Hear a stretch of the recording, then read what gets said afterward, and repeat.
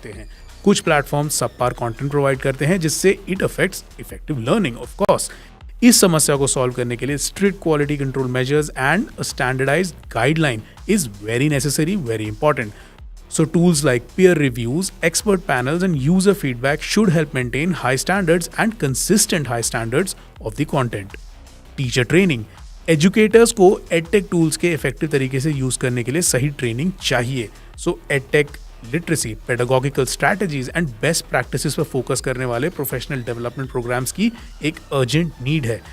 Edtech companies and educational institutions, they need to collaborate and help ensure that such training is provided readily.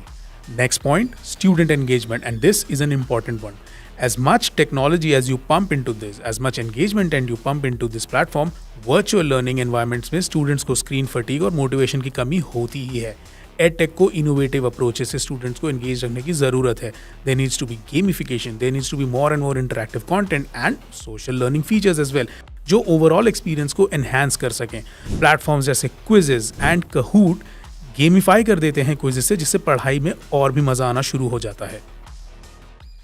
Friends, I'm sure by now you have a much better clarity about EdTech. आपने काफी कुछ जान लिया है and you are much smarter now. You have much more knowledge about this field. But let me tell you कि break के बाद आप थोड़ा सा और डिटेल में जानने वाले हैं about this EdTech scenario. See you all right after this short break.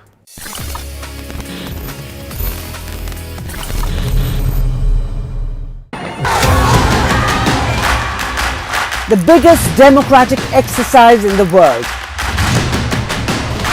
Team NDTV covers it from ground zero. BJP really had to fight a tough election this time. Unprecedented exercise. Bharatiya Janata party ने देश के विकास Unmatched coverage. There is no dispute. जनता को decide करना है. From polling to counting, NDTV brought you the most trustworthy news and updates.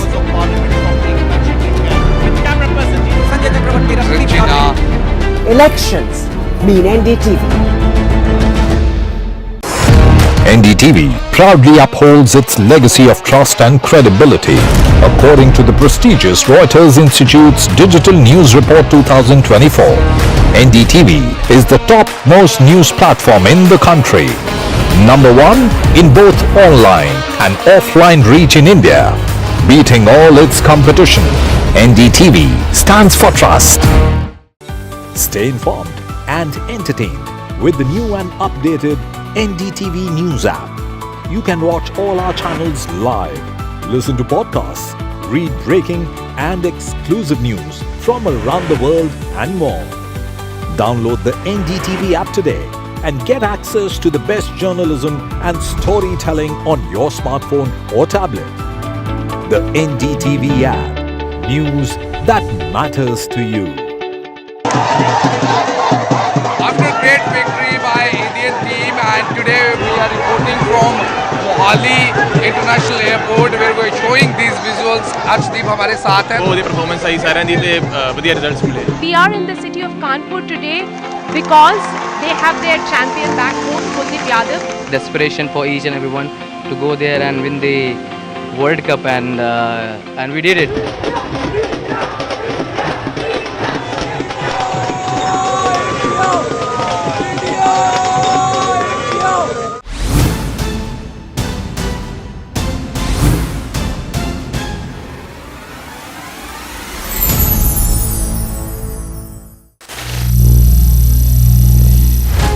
Some people say the metaverse will only be virtual. One day this lecture hall will be made of code, and driverless cars would be trapped in intersections. But even in this maze of Hello, Moto. Motorola Razr 50 Ultra comes with Google Gemini.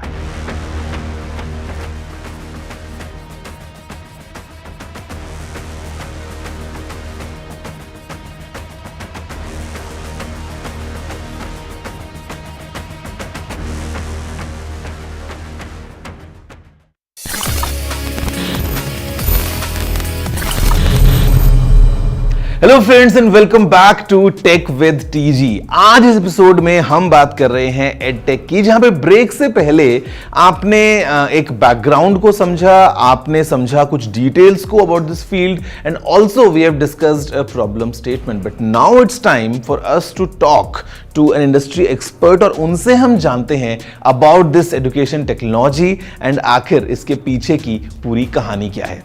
Let's have this conversation now. Hello, I'm Vandana and I'm a seasoned academic professional with over nearly 2 decades of experience in higher education now. I work at Lloyd Group of Institutions as a Chief Strategy Officer and Head of Growth. I have seen the days of chalkboards and brick and mortar classrooms to now the dynamic world of digital learning. And now I'm very excited to delve into this technology world in education, and hence we've also started an Edtech vertical. So Edtech, which is short for education technology, is actually using technology to help people learn, in a very layman's language. Imagine, our old classrooms, the way we used to study a couple of decades ago, a couple of years ago as well. But now with having some cool gadgets also and some online tools which are making learning easier, and not only easier, but also a lot of fun. Imagine instead of using just the textbooks and chalkboards, you are using computers and आपके पास tablets हैं और आप app से पढ़ाई कर रहे हो. So जैसे for example you have a history book. So history book पढ़ने के बजाय आप एक video देख रहे हो and the video is you're seeing pyramids.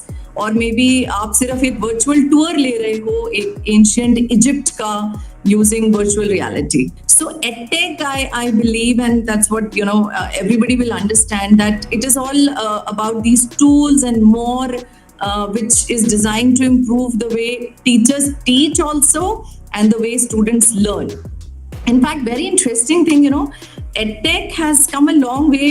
The earliest inception, as what I had read, was in 1960s, जब computer based learning शुरू हुई और जब हमने पहली बार LMS Learning Management System word सुना. And then धीरे धीरे through 1990s through 2000s, internet introduce हुआ, online courses आए, virtual classrooms आए.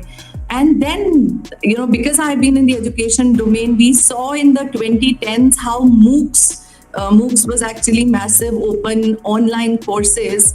उन्होंने education को बहुत democratize किया. Top 3 problem areas which Edtech is solving, I believe the top 3 can be accessibility, it can be personalization of education, and it is about engaging the audience, which is the students. So let's take it one by one. For example, accessibility. So Edtech वो जादू की छड़ी है जो quality education को transport करके direct आपके door step पे ले आती है, no matter where you are. It is now no longer confined, education is no longer confined to a physical classroom. You can have a global classroom at your fingertips. And the most important, inclusivity. Edtech ensures no student is left behind. Wherever you are in the world, you can get education. Screen readers, captioning, and a lot of other nifty tools can make sure that everybody can join the learning party, regardless of their location, regardless of their needs. In fact, it's education way of saying everyone's invited. You might be in the middle of nowhere, but with internet accessibility, so you're just a click away from world-class lectures and resources. It's like, having a global classroom without a jet lag. Then personalization, I believe that imagine your school teacher can, tailor every lesson that is taught to you, just for you. And that is what Edtech can do with AI. If you are struggling through it, it slows down and gives you enough extra practice. And if you are very fast, then again, the speed can be altered. So it's like having a personalized tutor and who knows exactly what you need and at what speed you can learn. And the third most important, let's face it, you have to keep the students engaged. I, being a teacher, can really understand that. So यहाँ पे entering edtech, यहाँ पे learning एक adventure के जैसे है. It can turn quizzes into a very epic adventure. and exciting games can be curated. और ऐसा नहीं है कि बच्चे सिर्फ passively सुन रहे हैं. It's education with a side of competition. It's like getting the right answer and immediate victory, immediate gratification. So it's a lot of fun, and who knew learning could be so much fun as well. So I'd like to talk about the future, which is AI and other advancements like AR and VR. So we realize that the future of EdTech is very exciting because it is transformative. And I believe that AI definitely will continue to drive personalized learnings.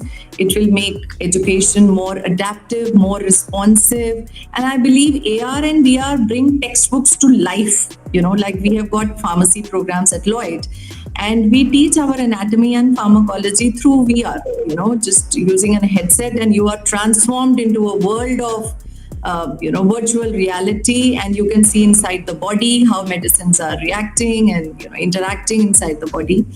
Also, there is integration of blockchain, which ensures a lot of secure and transparent credentialing.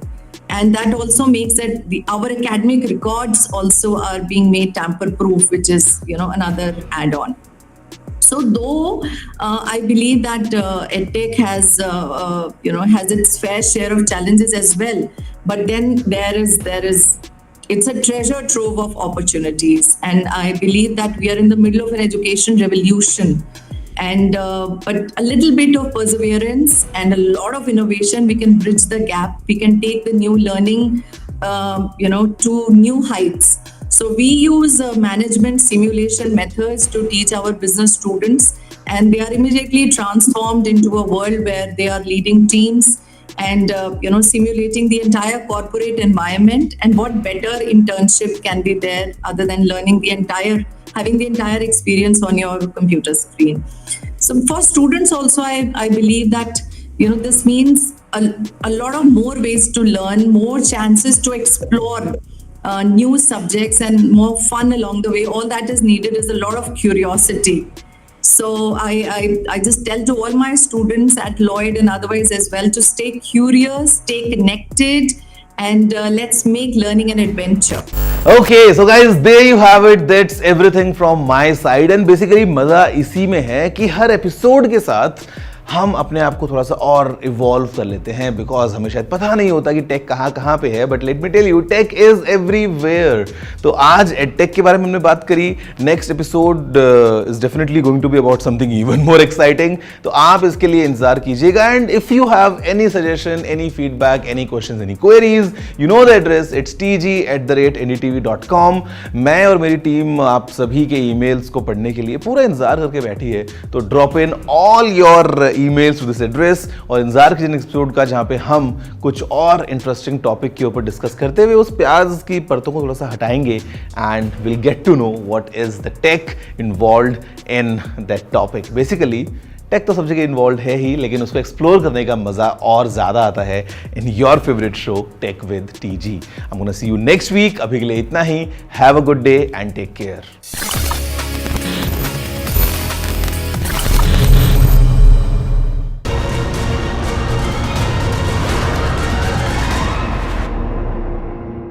So Merchant Mania is sweeping France and Manu Mania sweeping India, and that's because the girl with me today has won 2 bronze medals from Paris edition of the Olympic Games. Never has this happened before. Abhinav Bindra, the great stalwart, he has made 3 finals in 3 games, and making 3 finals in 1 game. Talk to us a little bit about that first before we go into the results.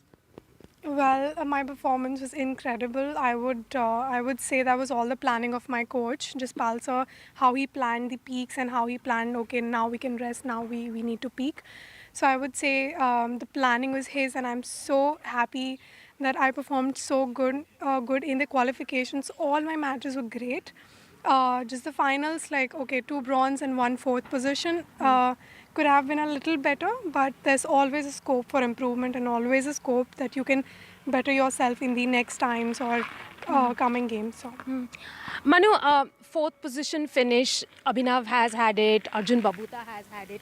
Tell us a little bit, what does the athlete really feel? Finishing fourth, you've already got 2 medals. I wouldn't say that, that's a consolation, but you were all there to win another one today. Yes, whenever I go in any of my matches, I try to give my best, and I do not like to be like, oh, I will try. I give everything that I have, my routines, my everything. Like I will be all in the match, and I will not be like, oh, 6th place is fine for me, 7th place. Although that's in no control, nobody can control that. But I definitely try my best every time. And 4th position, yes, it's not a great position to be in. Today I was 4th, and few days back Arjun Babuta was 4th place. So I think these are like few, like it's just a matter of time, and if you keep supporting for us, athletes like Arjun, like I am also doing okay. But if you continue to support and all, like even in the low phases of an athlete's career, I think they can do great. They will come out stronger. So we need to like shout out for all the people who have made it to the finals. This time around, India had a great performance. So many athletes made it to the finals, and I am so happy that India is making a mark in the Olympic journey as well. So shout out to all the athletes who made it to the finals. Manu, I just wanted to ask you, as with relation to giving a shout out, what is it about 22-year-olds and in this Olympic Games? Laksha, Sen, you rocking the party, and it's the magic figure of 22 doing something. Well, I don't know about that, but I mean, like, I just know that we have worked really hard to be here today and to be able to shoot and win for country. I think we've worked really hard.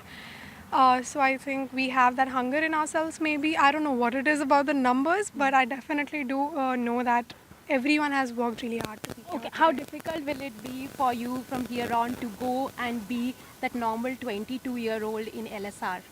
You tell me how difficult will No, it be I for haven't me? won 2 bronze medals at the Olympic Games. This for is my me, first it is time climbing the Mount Everest, and I haven't.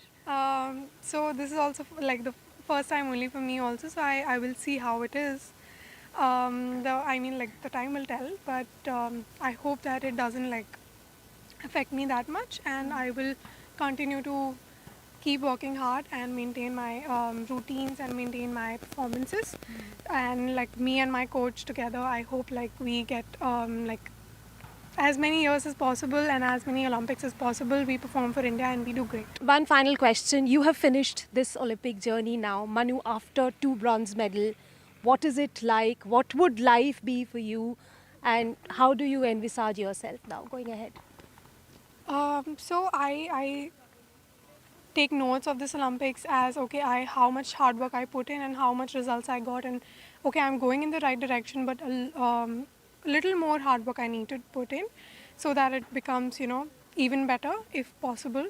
So I think I am a very I think of myself as a hardworking person, and I just want to stay like that. I want to be like that only, same. Would you like to be a flag bearer at the closing ceremony? That would be a privilege, an honor of a lifetime. But however, what people give me, I will take. I mean, it'll be an honor. I don't know what else to say. Well, keep climbing the Mount Everest time and again. Many, many congratulations once again, Manu.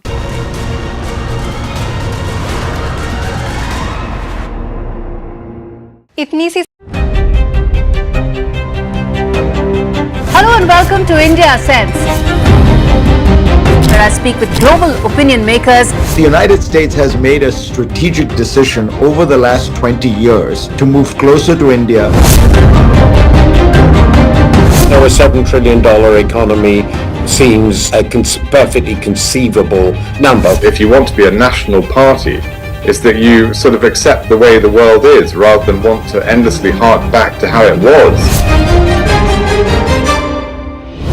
Modi is promoting the digitization of the economy, which is accelerating growth in the country. Get ready for the ride of your life. NDTV brings you the NDTV Auto Show with me, Mugdha Mishra. So the fastest supercars to the sleekest new energy vehicles to your trusted daily ride. We cover it all. Every Saturday at 10:30 a.m. and Sunday at 8:30 p.m. only on NDTV 24/7. Your next great escape starts here. The biggest democratic exercise in the world. Team NDTV covers it from ground zero. BJP really had to fight a tough election this time. Unprecedented exercise. Bharatiya Janata party ने ये देश के विकास Unmatched coverage. There is no dispute. जनता को decide करना है. From polling to counting, NDTV brought you the most trustworthy news and updates.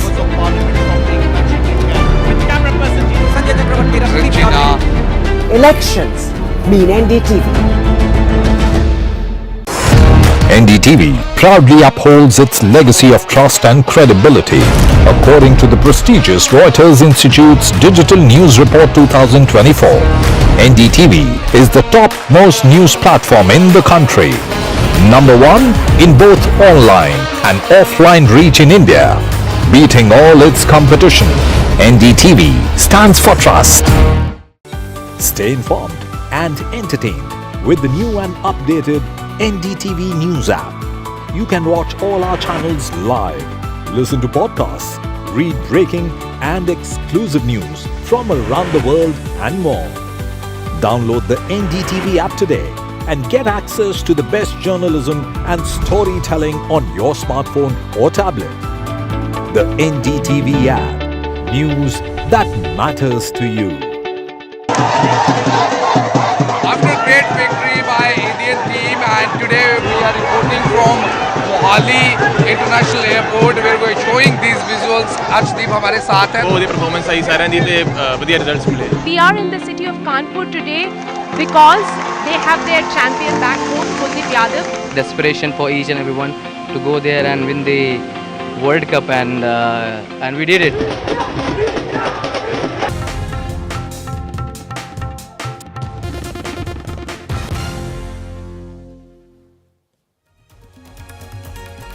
India's boxing challenge in Paris over. Lavlina knocked out after losing to China's Li Quan. This as India now is pinning its hopes on hockey.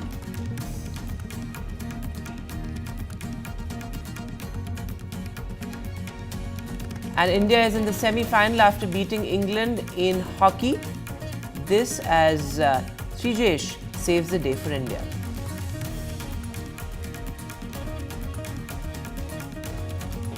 Day 6 of the Wayanad rescue operations. Death toll mounts to 373 in Kerala's worst ever disaster. The state administration says that around 1,300 security personnel have been deployed. The Kerala minister says the entire area has been divided into 6 zones for better rescue operations.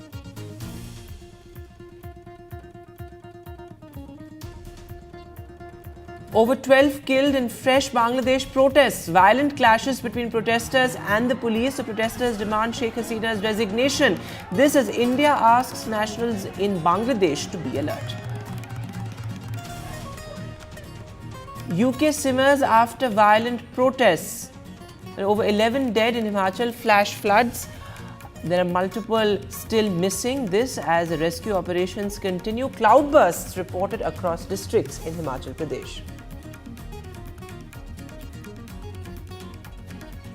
Protests turned violent in UK. This as far-right protesters take to the streets.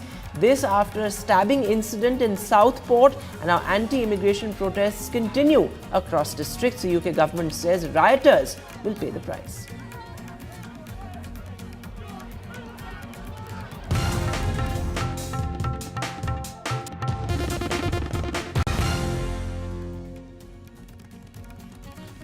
Hello and welcome. You're watching NDTV. I am Vedant Agarwal. Our lead story, well, some upset for India at the Paris Olympics. This as on the one hand, of course, India has defeated Great Britain to enter the semi-final in world hockey. But at the same time, India's stars Lavlina and Lakshay have been knocked out. So, of course, some bad news there as well. Lakshay Sen, of course, will now play for bronze. Remains to be seen whether he gets that bronze as well. But this as young stars at Olympics have really saved the day for India. but India's boxing challenge in Paris is over. So a mixed bag there for India at the Paris Olympics. It's day 7. Rika Roy, in fact, I'm being told, is now joining us live. So, Rika, a mixed day for India at the Paris Olympics. Our boxing challenge is over, but truly an incredible victory there for India in hockey. That's right, Vedant. And let's start with the win of the Indian hockey team.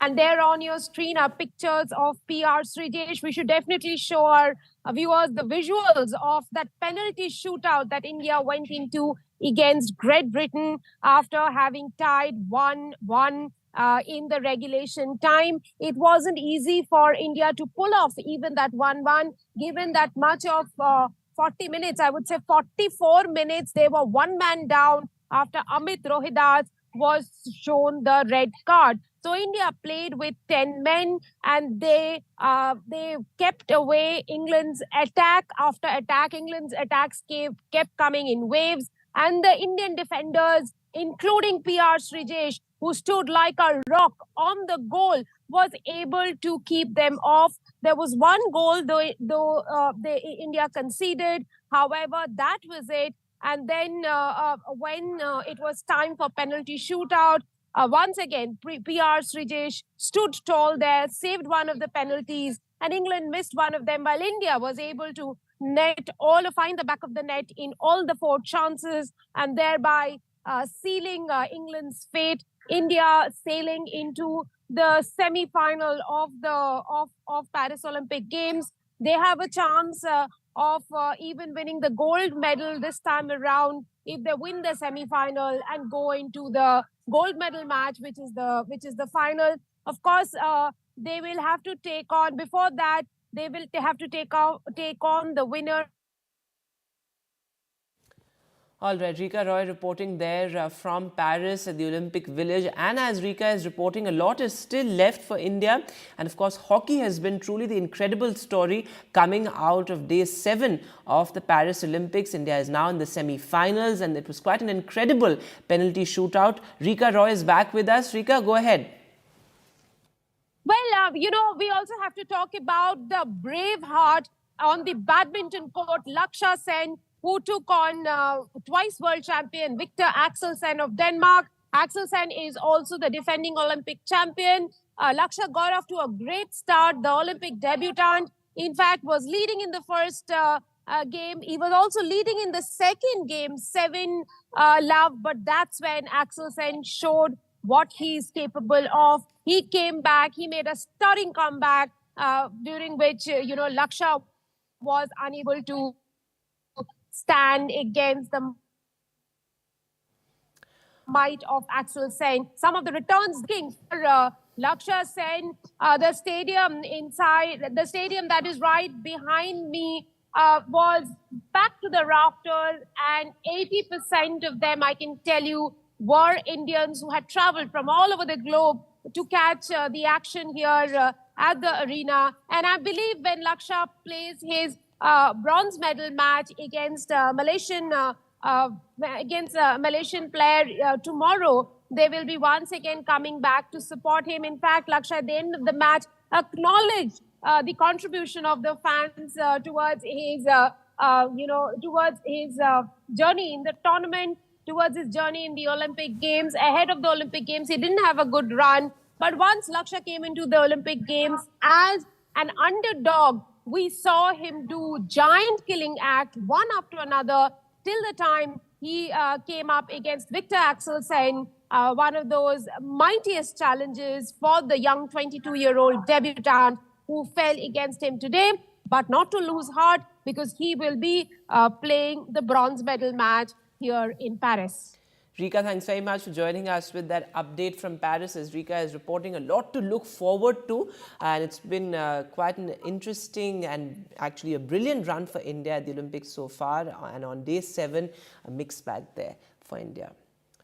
But moving now to the big international headline, well, Bangladesh seems to be on the boil again, with the fresh protests across districts in Bangladesh. In fact, there you can see those dramatic visuals coming in from Bangladesh after the protesters there clashed with the police and workers of the ruling party as well. A reminder of the protests we saw just a month back over the reservation row, where the government had announced that the 1971 veterans are entitled to an increased share in quota. But of course, the Supreme Court then intervened. The protesters there taken to the streets yet again. In fact, at least 18 people have already been killed in this fresh flare-up. In fact, India has also issued an advisory for Indian nationals in Bangladesh, asking them to stay alert. My colleague Mohammed Ghazali is now joining us live on the phone line. So Ghazali, what are these protests about? What are the demands of the protesters? They, of course, demand Sheikh Hasina's resignation, but India also keeping a close watch on how events are unfolding in its neighborhood. See, on Saturday, while a large students' rally in Dhaka was announced, their demand was a single-point agenda, that they want a non-cooperation movement. The protesters are now launching a non-cooperation movement and asking the students and everyone to participate in it. The only agenda on the demand right now is the resignation of Sheikh Hasina, who is the Prime Minister there. Now, Sheikh Hasina has reacted back saying that these people who are protesting are not protesters, but they're terrorists, and has asked the countrymen to sort of flush them with iron hands. So, yet again, after a lull in the protests for a few days, it seems that the protesters are back on the streets, and even the government is in no mood to listen to their demands. Because from the government side, there is a pro-government student group, there are party workers of Awami League, the party of Sheikh Hasina. So there was clashes between the two groups, the anti-quota protesters as well as the pro-government students group.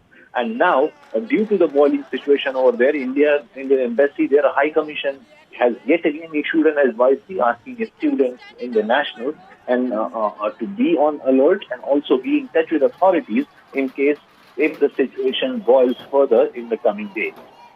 All right, Ghazali, thanks very much for joining us with that update there. So as Ghazali is reporting, the primary demand is a resignation of Sheikh Hasina.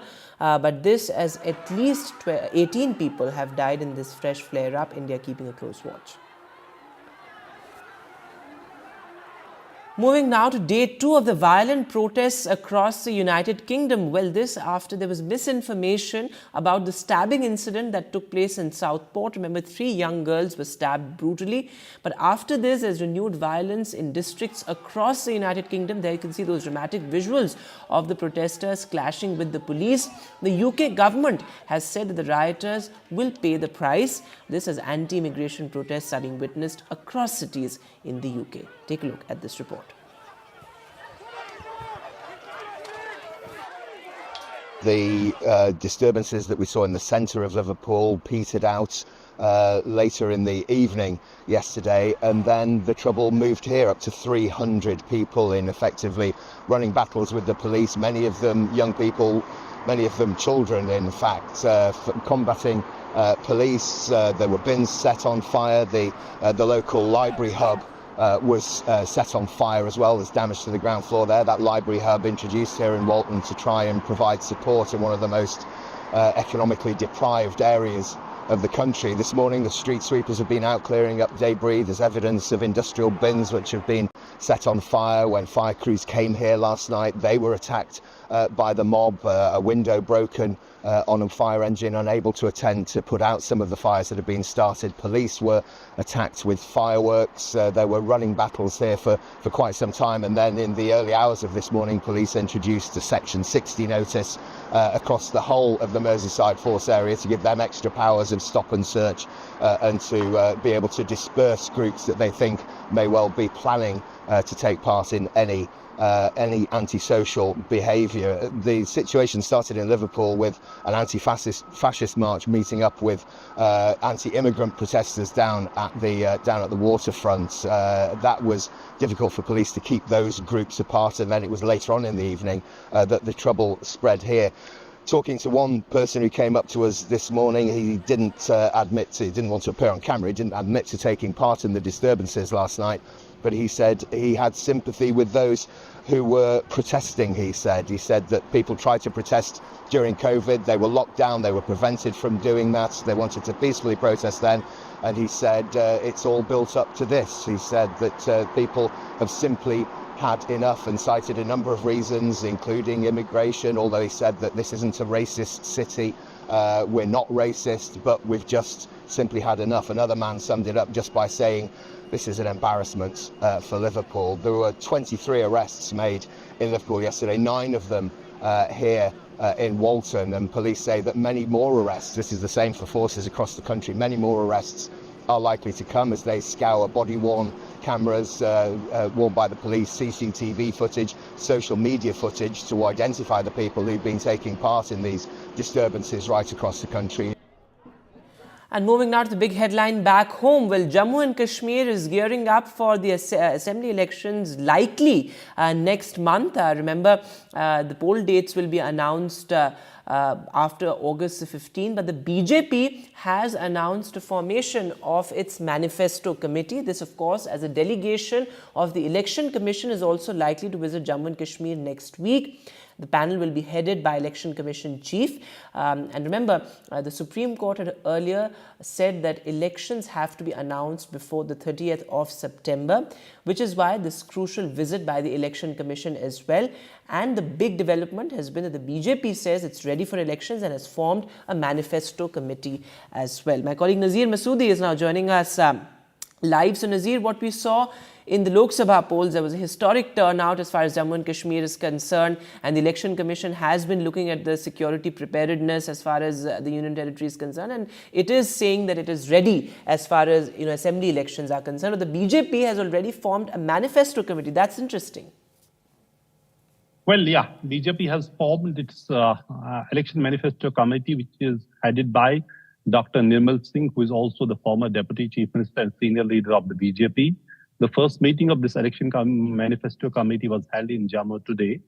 According to BJP, that they are going to seek the suggestions from the people, from different stakeholders across Jammu and Kashmir to make this manifesto people-oriented, and so that they can raise the issues which are actually the representation of public sentiments in Jammu and Kashmir. So they will be seeking suggestions from the people across Jammu and Kashmir. And then what BJP leaders are saying, by August 15, they are expecting that this manifesto will be ready.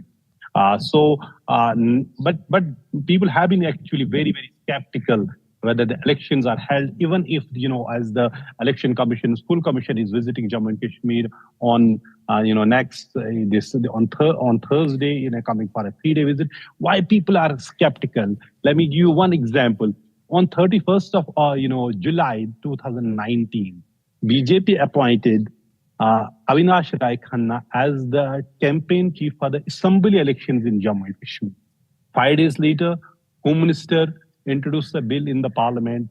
State was dismantled. It was divided into 2 union territories. Since then, people are waiting for the assembly elections. Now, finally, since there's a deadline set by the Supreme Court that election should be held by September 30, so Election Commission is visiting Jammu and Kashmir, and people are hoping that finally Jammu and Kashmir people of Jammu and Kashmir, we can elect their own representative.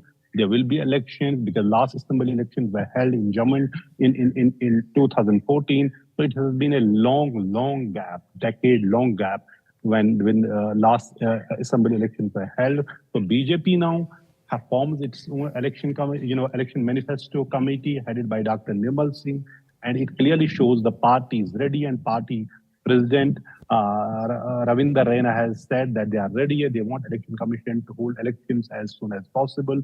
There have been series of meetings since yesterday in Jammu, which were attended by the party's J&K in charge, Mr. Reddy, Union Minister G.K. Reddy, also, right, and other senior BJP leaders were present there. So BJP actually gearing up for the assembly elections in Jammu and Kashmir, as Election Commission is coming for a 3-day visit to review preparations for holding assembly elections, which are expected to be held next month, because Supreme Court has set a deadline asking Election Commission to hold assembly election by September 30 this year. Right, Nazir, thanks very much for joining us with the latest. As Nazir is reporting, elections likely next month. Of course, the Election Commission had refused to hold simultaneous assembly polls, but is certainly going to visit the Union Territory next week to review preparedness. But looking at some other news now, in a shot in the arm for redevelopment of Asia's biggest slum, a newly formed association of residents of Dharavi and its vicinity has lent its support to ongoing state government-led survey of informal tenements, and also this is a precursor, remember, to a $3 billion project by the Adani Group that promises to transform lives of an estimated 1 million residents. In fact, the association has said, we request the survey to be conducted at the earliest possible time and ensure that the redevelopment can move forward without further delays. My colleague Anuj is joining us live on the phone line. So Anuj, what more details do you have? Because of course this has been a mammoth task, the redevelopment of Asia's biggest slum. It has indeed been a mammoth task, and if you look at it from different perspectives, this becomes a very significant development, not just as far as the redevelopment of Dharavi is concerned, but also in the political terrain of the state, because it kind of reassures the decision by the state government to conduct the survey, to which now the representatives of the resident society here in Dharavi have given their support. And they've also called out a slogan, which is Dharavi Banao Andolan, which roughly translates to Make Dharavi. So besides asking the people, besides asking the state government to speed up the process of the survey, which was started in March earlier this year, and half of it is still to be completed when you talk about door-to-door survey with the tenements, including shops, commercial stores, temples, religious places, etc.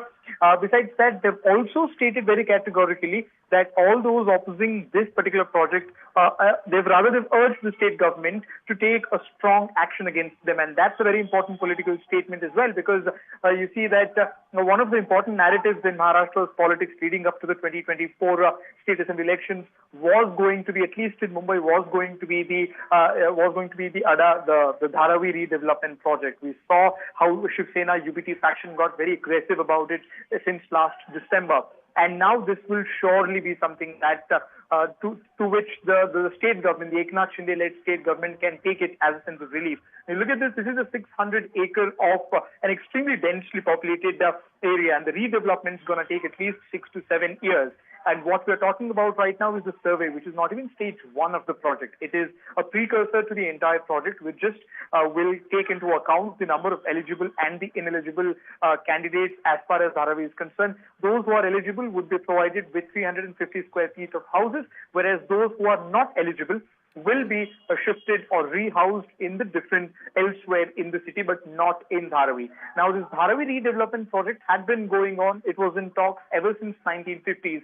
Different state governments led by different parties have tried to make attempts and have tried to float the tenders to different global associations, to global corporates. It kind of materialized very well for the state government last year when a Saudi Arabia company had to lose out and the Indian company led by Adani took over the project. And since then, it's also been a political issue. But at the moment, with the survey going on, it will also include the 3D mapping of that particular area, which also has got a lot of associate companies from Europe helping in that prospect. So it is an all-encompassing and a very complicated project. And what we are seeing is a green signal being given by the representatives of the Residents Association here in Dharavi, which will form the basis and will hopefully, for the citizens, for the residents that is, will hopefully speeden up the process and make it go smoother and easier as it starts. Because only when it starts will it take more 6 to 7 years to get completed. And also important given the fact that this comes right ahead of the assembly elections that will be held later this year. Of course, the dates are yet to be announced. But moving now to the other big headline, well, the government may bring a bill that could amend or in a sense change the powers of the Waqf board. Now, what sources seem to suggest is that this bill is to ensure the better identification of Waqf land. Remember, after defence and railways, it is the Waqf which has the largest land bank in the country. This has been a politically contentious issue as well. The government is really officially yet to say anything, but reactions have already started coming in. Listen. ये जो propose amendment से media में जो लिखा गया है वो इस बात को बताता है कि मोदी हुकूमत वक्फ बोर्ड की ऑटोनॉमी को छीनना चाहती है और वो इंटरफेयर करना चाहती है वाकिफ के मंशे के खिलाफ कि किस तरह से उस वक्फ की प्रॉपर्टी को चलाया जाए। तो बेसिकली ऑल इन ऑल ये जो है ये पूरे इस तरह का अगर ये मीडिया रिपोर्ट सही है तो मोदी सरकार ये चाह रही है कि पूरे वक्फ बोर्ड की प्रॉपर्टीज को छीन लिया जाए Our forefathers have donated a large amount of their properties and they have made it Waqf and under the Islamic law. So as far as the Waqf law is concerned, it is important and essential that those properties should be only used in those charitable purposes for which they have been, for which the Waqf has been done. And it is a law that once a property has been made Waqf, a Waqf is always will always be considered as a Waqf. It cannot be sold or transferred. And as far as the management of the properties are concerned, we already have Waqf Act 1995, and then certain amendments were done in 2013. We have been told that the bill will be brought by the government in the upcoming week, and it was this Friday where the cabinet had approved total of 40 amendments to the act, and it will be the NDA government who is all set to make amendments to the Waqf Act, thereby restricting the powers of Waqf Board as well. We've been told that the proposed changes also include the women representations on the board, and also the sources indicated that the proposed amendments will claim, and the claim made by the Waqf Board on properties will undergo now into mandatory verifications as well. The mandatory verifications process is proposed for properties claimed by the Waqf Board. Remember, there had been several properties which were in contention across the country because of the earlier, proposed rules, and therefore the reason perhaps these amendments will take place. We've been told by our sources that Waqf Board oversee approximately 8,70,000 of properties spanning around 9,40,000 acres. And in 2013, it was the UPA government who bolstered the entire authority of these boards. Now, if these changes will be happening and if the bill will come, then there will be an overall change in the Waqf Board activities. It is certainly, leaders like Asaduddin Owaisi and several leaders of the Samajwadi Party who had opposed this bill. Now, what will happen in the parliament is something that remains to be. And moving now to news from West Bengal, when it's the TMC versus the BJP over this viral video where a TMC minister, Akhil Giri, is actually seen abusing and threatening a woman officer. She was an officer from the State Forest Department who was on an anti-encroachment drive. In fact, this video has gone totally viral on social media. The BJP has said that there is no respect for women in a state where there is a woman chief minister at the helm. Well, the TMC has cracked the whip with Mamata Banerjee asking the minister to issue an unconditional apology. In fact, the minister has now sent a resignation to the party high command as well. And now a story we've been tracking very, very closely on NDTV, the Wayanad landslides and Kerala's biggest natural disaster in history.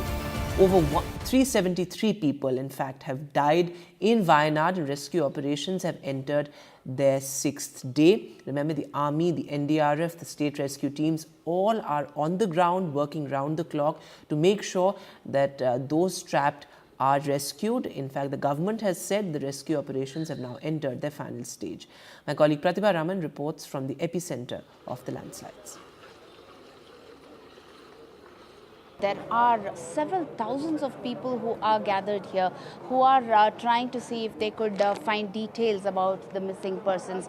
Their near and dear ones whose bodies are yet to be found. Their near and dear ones who they are still hopeful that perhaps they could be stranded somewhere. So the rescue operations are on in full swing. We are talking of day 6, and with the help of drone technology as well as thermal scanners, the NDRF teams, the SDRF, the defense teams, all of them working in sync there. In fact, even yesterday there was a miraculous escape of some of the stranded people. With the help of forest officials, the tribals were moved to a safer location there. So some of those very, very distressing stories that we hear, but hope is still alive with respect to more and more survivors who can perhaps be found with the help of all this technology here. But distressing scenes out here because they are still trying to see if they can find their near and dear ones, and those are the kind of tales that they are narrating out here, and one cannot really begin to fathom the kind of pain and the loss that they have to endure. Their homes gone, their families gone, and they have absolutely no idea how to restart their lives. Back to you. And keeping the hope alive, NDTV is doing its bit with our Care for Kerala campaign. If you wish to join the campaign and donate for Kerala, you can use the details and the credentials on your screen. And with that, we'll take a short break now, but news continues on the other side.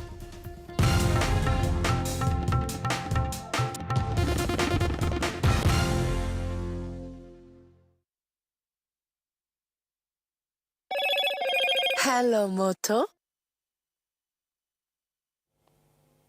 Motorola Razr 50 Ultra comes with Google Gemini.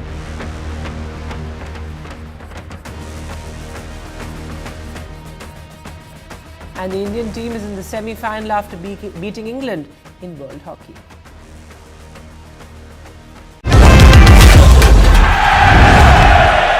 Get the magic of the best working for you now.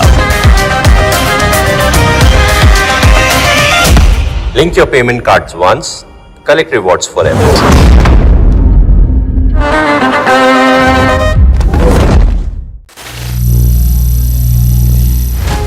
Some people say the metaverse will only be virtual. One day this lecture hall will be made of code, and driverless cars would be trapped in intersections. But even in this maze of the future, you can't wish away health. It's time to become more resilient.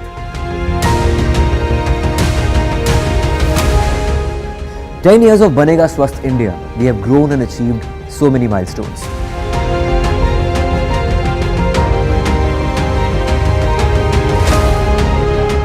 And now I have a plan to beat the urgency, to stop breathing with difficulty, to relieve getting choked with inactivity.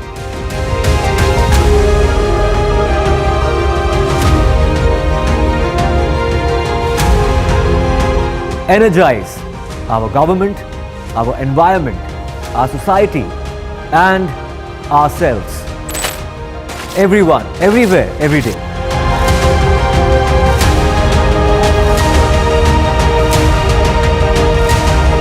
Banega Swasth India. One world hygiene.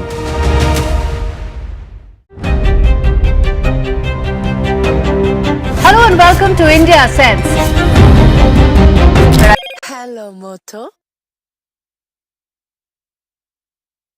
Motorola Razr 50 Ultra comes with Google Gemini.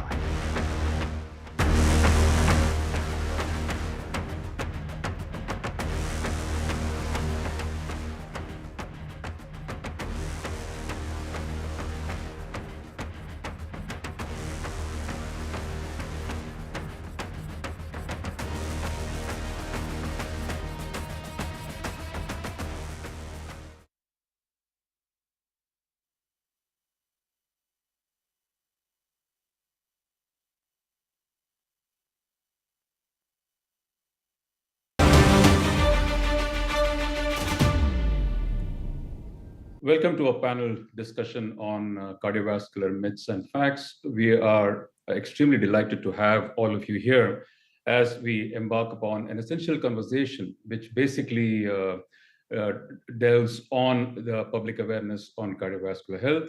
And you know that cardiovascular disease remains a leading cause of morbidity and mortality, and means death worldwide. And despite its prevalence, there is a significant amount of misinformation about the facts, about the data that we have, and in terms of the treatment modules available. And there's a lot of misinformation on heart health, which can be detrimental to the long-term outcomes. I'm sure the public awareness makes a lot of sense. It plays a vital role in the prevention and management of heart disease, helping to reduce the burden of the disease on our healthcare system. And what we can try and do is try and improve the quality of life. I, Dr. Ajit Menon, will be your host today. And along with me, we have a distinguished panel of experts who are here to dispel the various myths and doubts regarding cardiovascular disease and the management of cardiovascular disease. We have with us on this panel Dr. Nakul Sinha, who's the Director of Interventional Cardiology at the Medanta Hospital, Lucknow. Welcome, Dr. Nakul Sinha.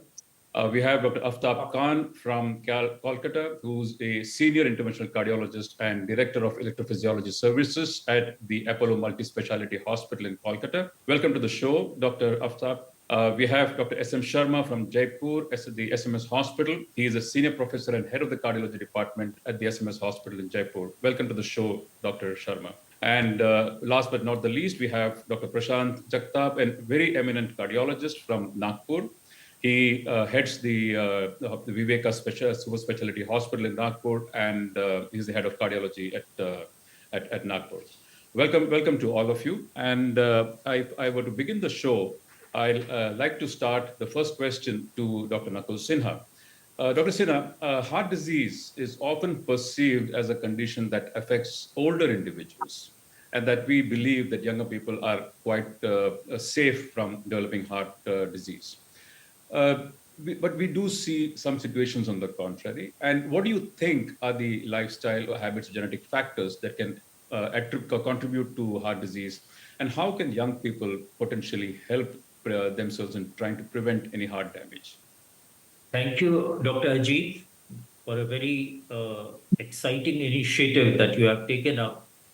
This is one of the greatest misconceptions or myths that is there, not only in the society, but also amongst the educated people, that heart disease is likely to occur only when you grow old and older.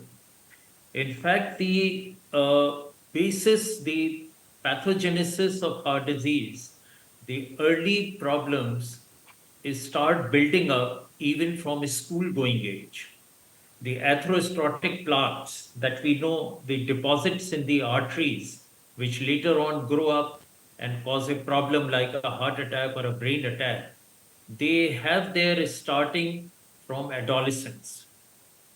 And that is all perhaps due to the unhealthy lifestyle that not only we as adults, but also in our younger population, we see a lot of dietary indiscretions, craving for fast food, avoiding healthy food like vegetables and fruits, physical inactivity, and even we have a significant load of high cholesterol and high blood pressure in our younger population. And if there are a multitude of risk factors, they usually build up and put the patient at risk. So basically, if out of these 7 or 8 important risk factors, you get a little bit of 3 or 4 of them, that's quite harmful and that can lead to a heart attack or a brain attack at a relatively younger age. So in fact, we should all be aware and put our younger population also on the anvil that you need to be careful about the development of risk factors and let them not progress. And if there are, they should be controlled medically to avoid such situations. Absolutely well said. I think that has a lot of importance in today's life. You touched on a topic of cholesterol. My next question, I would like Dr. Aftab Khan to answer that, and that relates to the topic of cholesterol. We do believe that cholesterol plays a major role in the development of heart blockages. My question to you would be that should we start monitoring the cholesterol level only beyond a certain age, beyond middle age, or is it necessary to start monitoring it much more earlier? And in what subset of patients or persons would you advise that the cholesterol be monitored at a much earlier age? And what are the current recommendations that are present and that we have today as far as the guidelines go? The problem is, Ajit, that most of the time we see patients when they present to us with disease, it's always at a time when there's already established disease. Patients come to us with heart attacks, and that's the first time that they get to know that their cholesterol levels are sky high. So now we are moving away from what we used to call as preventive health checkups to what we now know as predictive health checkups. In the sense that if you get your tests done earlier, we have enough tools with us which can help you to identify whether you are at a risk of having a heart disease in the future. Second thing, we also know that there's something known as cholesterol years and not just the cholesterol levels.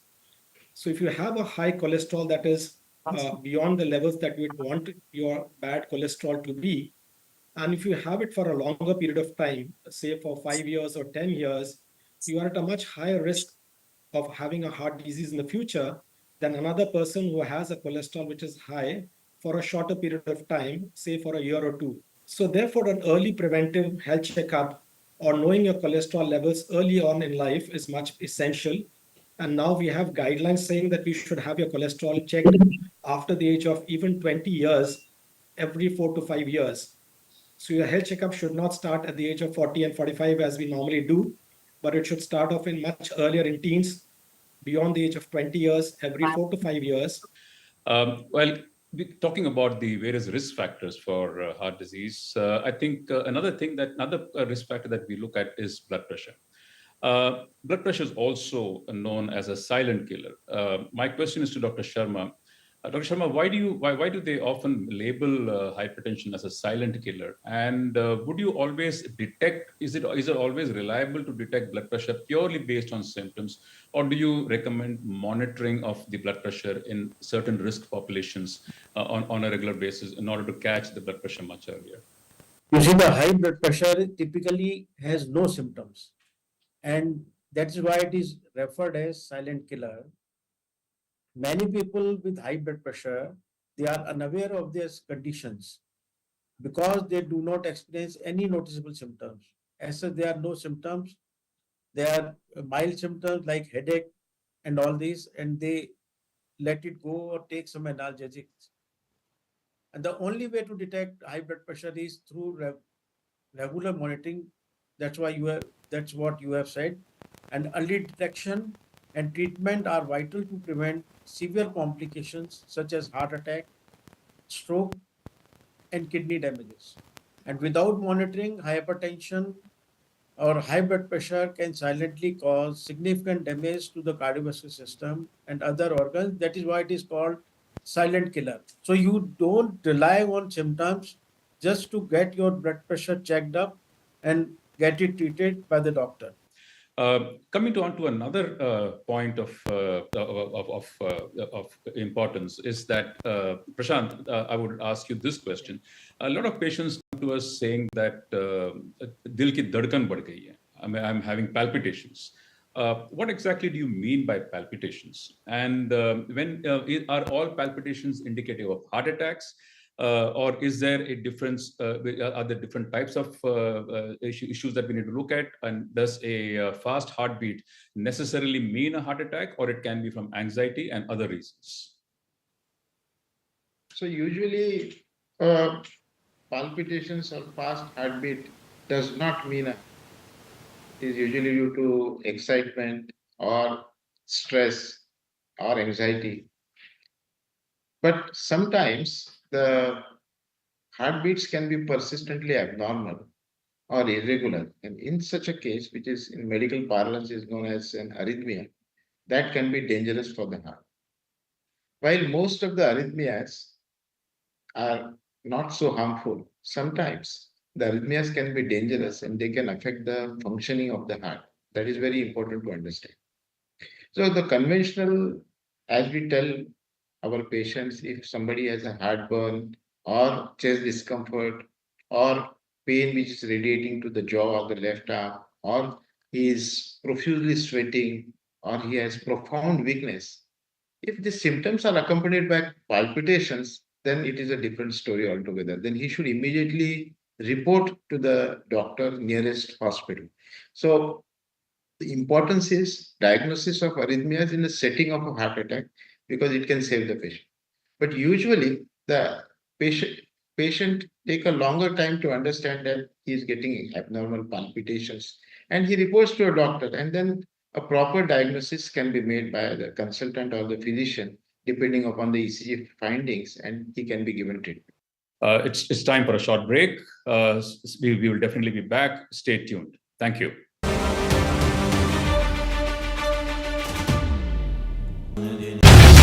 Get ready for the ride of your life.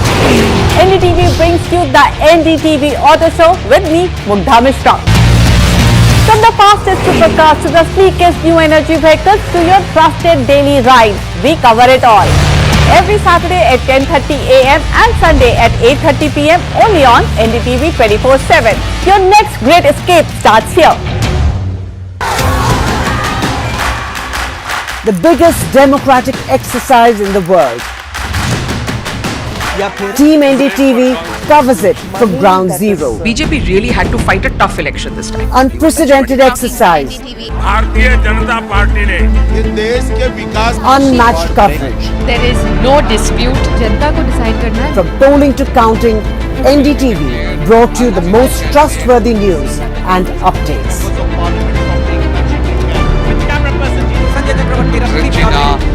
Elections mean NDTV. NDTV proudly upholds its legacy of trust and credibility. According to the prestigious Reuters Institute's Digital News Report 2024, NDTV is the top-most news platform in the country. Number one in both online and offline reach in India. Beating all its competition, NDTV stands for trust. Stay informed and entertained with the new and updated NDTV News app. You can watch all our channels live, listen to podcasts, read breaking and exclusive news from around the world and more. Download the NDTV app today and get access to the best journalism and storytelling on your smartphone or tablet. The NDTV app. News that matters to you. After a great victory by Indian team, and today we are reporting from Mohali International Airport where we are showing these visuals. Arshdeep हमारे साथ हैं. बहुत ही performance सही सारे दी थे बढ़िया results मिले. We are in the city of Kanpur today because they have their champion back home, Kuldeep Yadav. Desperation for each and everyone. Welcome back, viewers. Welcome to the show today, which is the basis is Attack the Heart Attack. Welcome back to the discussion. Dr. Sinha, very often patients come to us complaining of chest pains. Now, it's very difficult for us to differentiate chest pains which are non-cardiac and which are cardiac in origin. Which are the chest pains that you would worry about and ask them to seek medical attention? Which are the types of chest pains that you may not consider as being important or dangerous to the patient? Chest pain is a very common symptom these days, but more often than not, it is misinterpreted. And everybody probably starts imagining also that they are having a chest pain, which is equivalent to a heart attack. So what we should realize and make the public aware also that chest pain need not always be due to a heart problem. Chest pain can have many other causes also. And conversely, all the heart attacks or heart problems do not always manifest with chest pain. So you can have other symptoms besides chest pain. It can be technically, quote unquote, a silent attack, which is quite common in diabetics or elderly people, where the chest pain may not be a prominent symptom, but you can have breathlessness, you can have sweating, you can have lightheadedness, a feeling of fainting due to a low blood pressure, and obviously very fast palpitations. All these can sometimes be a harbinger of having the starting of a heart attack. On the other hand, the chest pain, if it is there, then we should ask the patients or rather take a proper history to understand whether this is likely to be cardiac or this is likely to be non-cardiac. So there are certain pointers like the location, the character of chest pain, whether it is increasing with exertion or walking a few steps or climbing up the stairs, whether it is associated with breathlessness or lightheadedness, and the location. So a rough idea is given by any symptom or pain or discomfort which is occurring from the jaw till the navel on the front side of the body. That can be an indicator of angina or a starting of a heart problem. But still, it is not always true. And there can be back pains also, very vague symptoms, But what we should also make the people aware that it is not exactly a pain, it can be a discomfort, a feeling of pressure, a feeling of heaviness on the chest. Right. Thank you, sir. Uh, Dr. Aftab Khan, India is the diabetic capital of the world, and I think we don't need to understate that. What do you think are the risks involved in diabetics, especially the ones who are not treated and those patients who are diabetic but on medications? Does that change the risk profile for developing heart disease in the future? Yes, controlling diabetes is definitely important to reduce the incidence of heart disease. And this has to be multi-prongs, not just with medications, but also with your diet and with your exercise. But again, having a diabetes that is controlled does not eliminate all the risk for having a heart disease in the future. And this is because even though you have controlled your diabetes in terms of your lifestyle and with medications, there still remains a risk that exists. And this is because of the fact that diabetes often coexists along with other cardiovascular risk diseases, as we say. And this includes a high blood pressure, this includes obesity, this includes physical inactivity or smoking. So getting rid of one disease does not mean that you're still at a lower risk unless you work on all these other risk factors that we talked about. And managing these overlapping risk factors is essential to reduce the overall risk of having a cardiovascular disease. The other issue that happens, especially with patients with diabetes, is once they see a normal level of control, there is often a tendency for patients to try and get off their medications or try and reduce their medications, which also then adds to their uncontrolled diabetes in the future and adds to end organ disease, which includes not only just the heart, but every organ from the head to toe, which includes the retina or the eyes, or the brain, the peripheral nerves, the vessels that supply blood to the legs, and also the kidneys as one of the major targets for patients who have a diabetes that is uncontrolled. So having a diabetes that is controlled is definitely essential, but that does not eliminate the risk of having a heart disease in the future because it is a multi-pronged approach that one has to take to make sure that you live healthy in the future. Right. Thank you. Coming into another topic in terms of the management, once you have developed blockages, the management of heart disease, of blockages. Dr. Sharma, let me bifurcate this question a little bit. One is, how essential is it to treat these blockages, and when would you treat these blockages?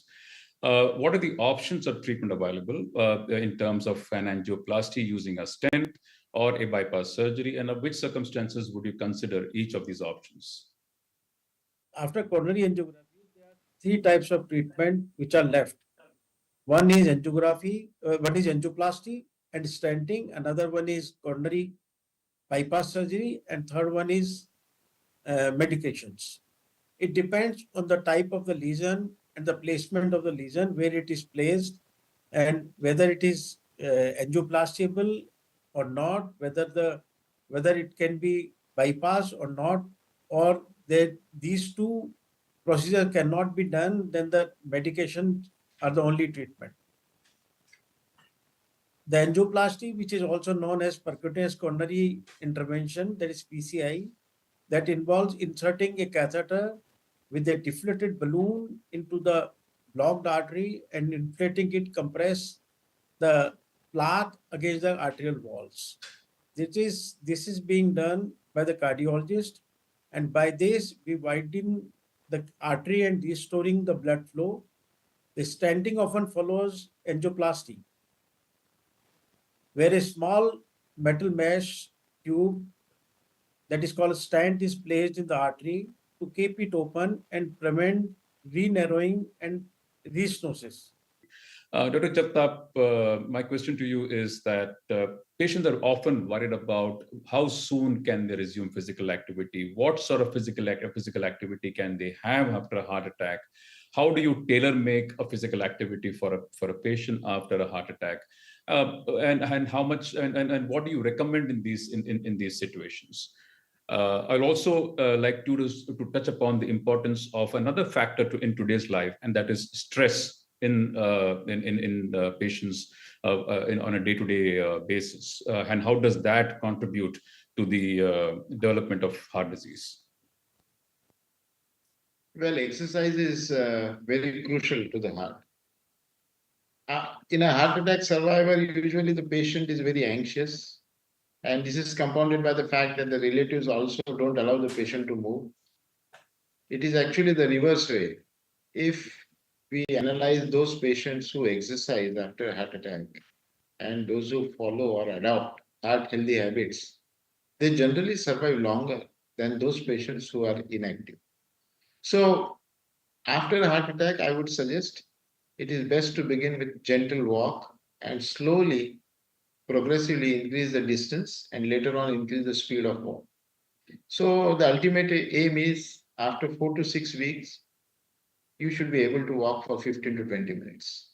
Then you have to approach your healthcare provider or a physician who would guide to your structured and tailored exercise program or a cardiac rehabilitation program so that a person is back to business. It is very important that it is done under cardiac supervision. As far as stress is concerned, I think I would say the best therapy is yoga and meditation, which would help the patient to focus on his priorities. And also I would end that exercise for a heart patient or for anybody remains the greatest tribute to the heart. Well, that's absolutely right, and I would say that stress today is a major factor especially in youngsters, and it's one of the non-quantifiable risk factors. And moreover, it's not the stress. All of us are exposed to stress. It's the way you react to stress which decides the outcomes. And thank you to all the panelists who have taken out valuable time to be on the show and educate us in terms of the risk factors and the management of and prevention of heart blockages and heart attacks. Thank you very much.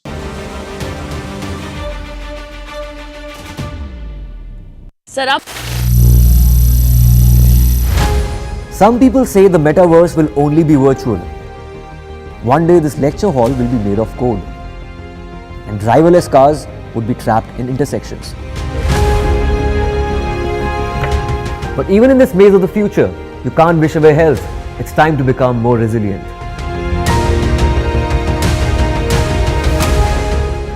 "10 years of Banega Swasth India, we have grown and achieved so many milestones.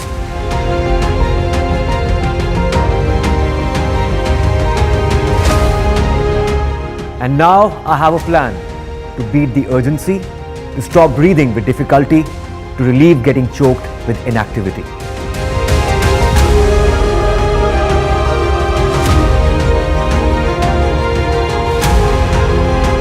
Energize our government, our environment, our society, and ourselves. Everyone, everywhere, every day.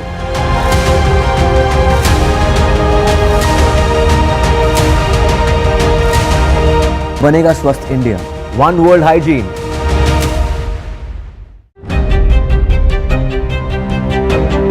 Hello and welcome to India Sense, where I speak with global opinion makers. The United States has made a strategic decision over the last 20 years to move closer to India. Now, a $7 trillion economy seems a perfectly conceivable number. If you want to be a national party, it's that you sort of accept the way the world is rather than want to endlessly hark back to how it was. Modi is promoting the digitization of the economy, which is accelerating growth in the country. Get ready for the ride of your life. NDTV brings you the NDTV Auto Show with me, Mugdha Mishra. From the fastest supercars to the sleekest new energy vehicles to your trusted daily ride, we cover it all. Every Saturday at 10:30 a.m. and Sunday at 8:30 p.m. only on NDTV 24/7. Your next great escape starts here. The biggest democratic exercise in the world. Team NDTV covers it from ground zero. BJP really had to fight a tough election this time. Unprecedented exercise. Unmatched coverage. There is no dispute. जनता को decide करना है. From polling to counting, NDTV brought you the most trustworthy news and updates.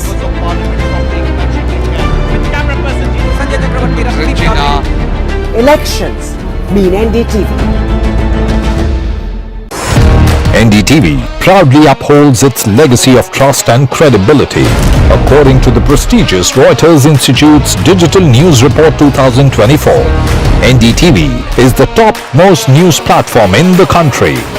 Number one in both online and offline reach in India. Beating all its competition, NDTV stands for trust. Stay informed and entertained with the new and updated NDTV News app. You can watch all our channels live, listen to podcasts, read breaking and exclusive news from around the world and more. Download the NDTV app today and get access to the best journalism and storytelling on your smartphone or tablet. The NDTV app. News that matters to you. After a great victory by Indian team, and today we are reporting from Awami International Airport where we are showing these visuals. Arshdeep हमारे साथ हैं. वो performance सही सारे नहीं थे बढ़िया results मिले. We are in the city of Kanpur today because they have their champion back home, Kuldeep Yadav. Desperation for each and everyone to go there and win the World Cup, and we did it.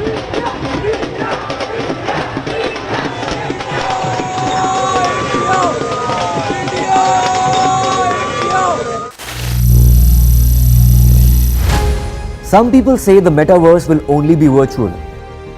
One day this lecture hall will be made of code, and driverless cars would be trapped in intersections. But even in this maze of the future, you can't wish away health. It's time to become more resilient.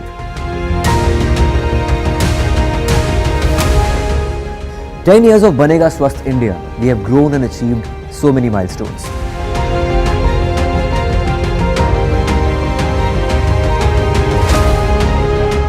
And now I have a plan to beat the urgency, to stop breathing with difficulty, to relieve getting choked with inactivity.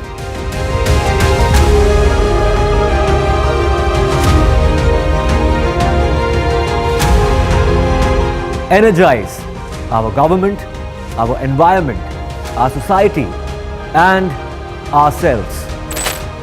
Everyone, everywhere, every day.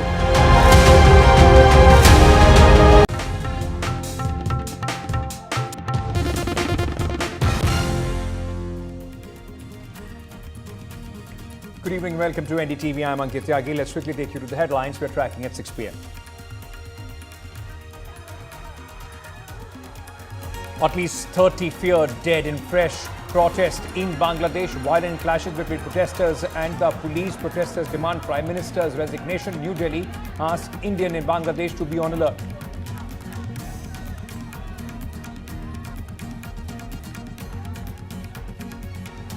Far-right protests in United Kingdom turned violent. Riots continue across United Kingdom over a stabbing incident. Government says protesters will pay the price. Demonstrations after 3 girls stabbed in Southport.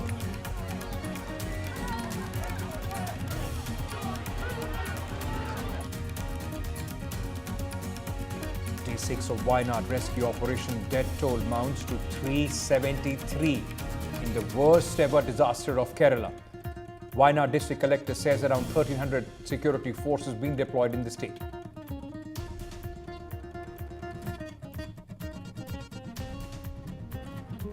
Rain fury leaves 11 dead in Himachal Pradesh, 40 missing after a series of cloudbursts.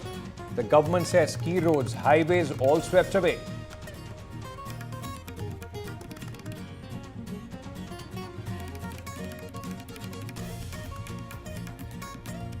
Big upset for India at the Paris Olympic Games. Lakshya Sen loses semi-final to Victor Axelsen. Lovina Borgohain knocked out after losing to China's League One.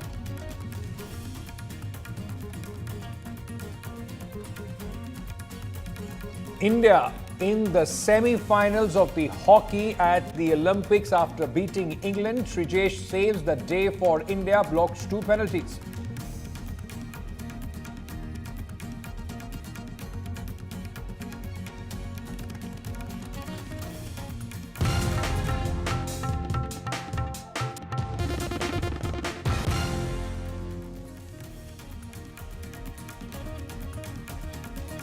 At least 32 people were killed and dozens injured on Sunday in fierce clashes between protesters and the ruling Awami League supporters in Bangladesh as the protest over government jobs quota continued with demands for Prime Minister Sheikh Hasina's resignation. The fresh round of clashes erupted days after over 200 people were killed in violent clashes between the police and mostly student protesters demanding an end to the controversial quota system that reserved 30% of government jobs for relatives of veterans who fought in Bangladesh's War of Independence in 1971.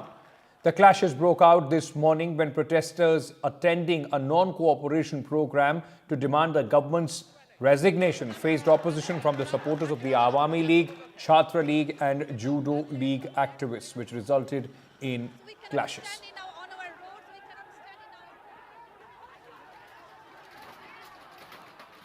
Now, this has resulted in chaos all across Bangladesh, and it's now been months since the situation in the country have been on a boil. The protesters are demanding resignation of the Prime Minister Sheikh Hasina.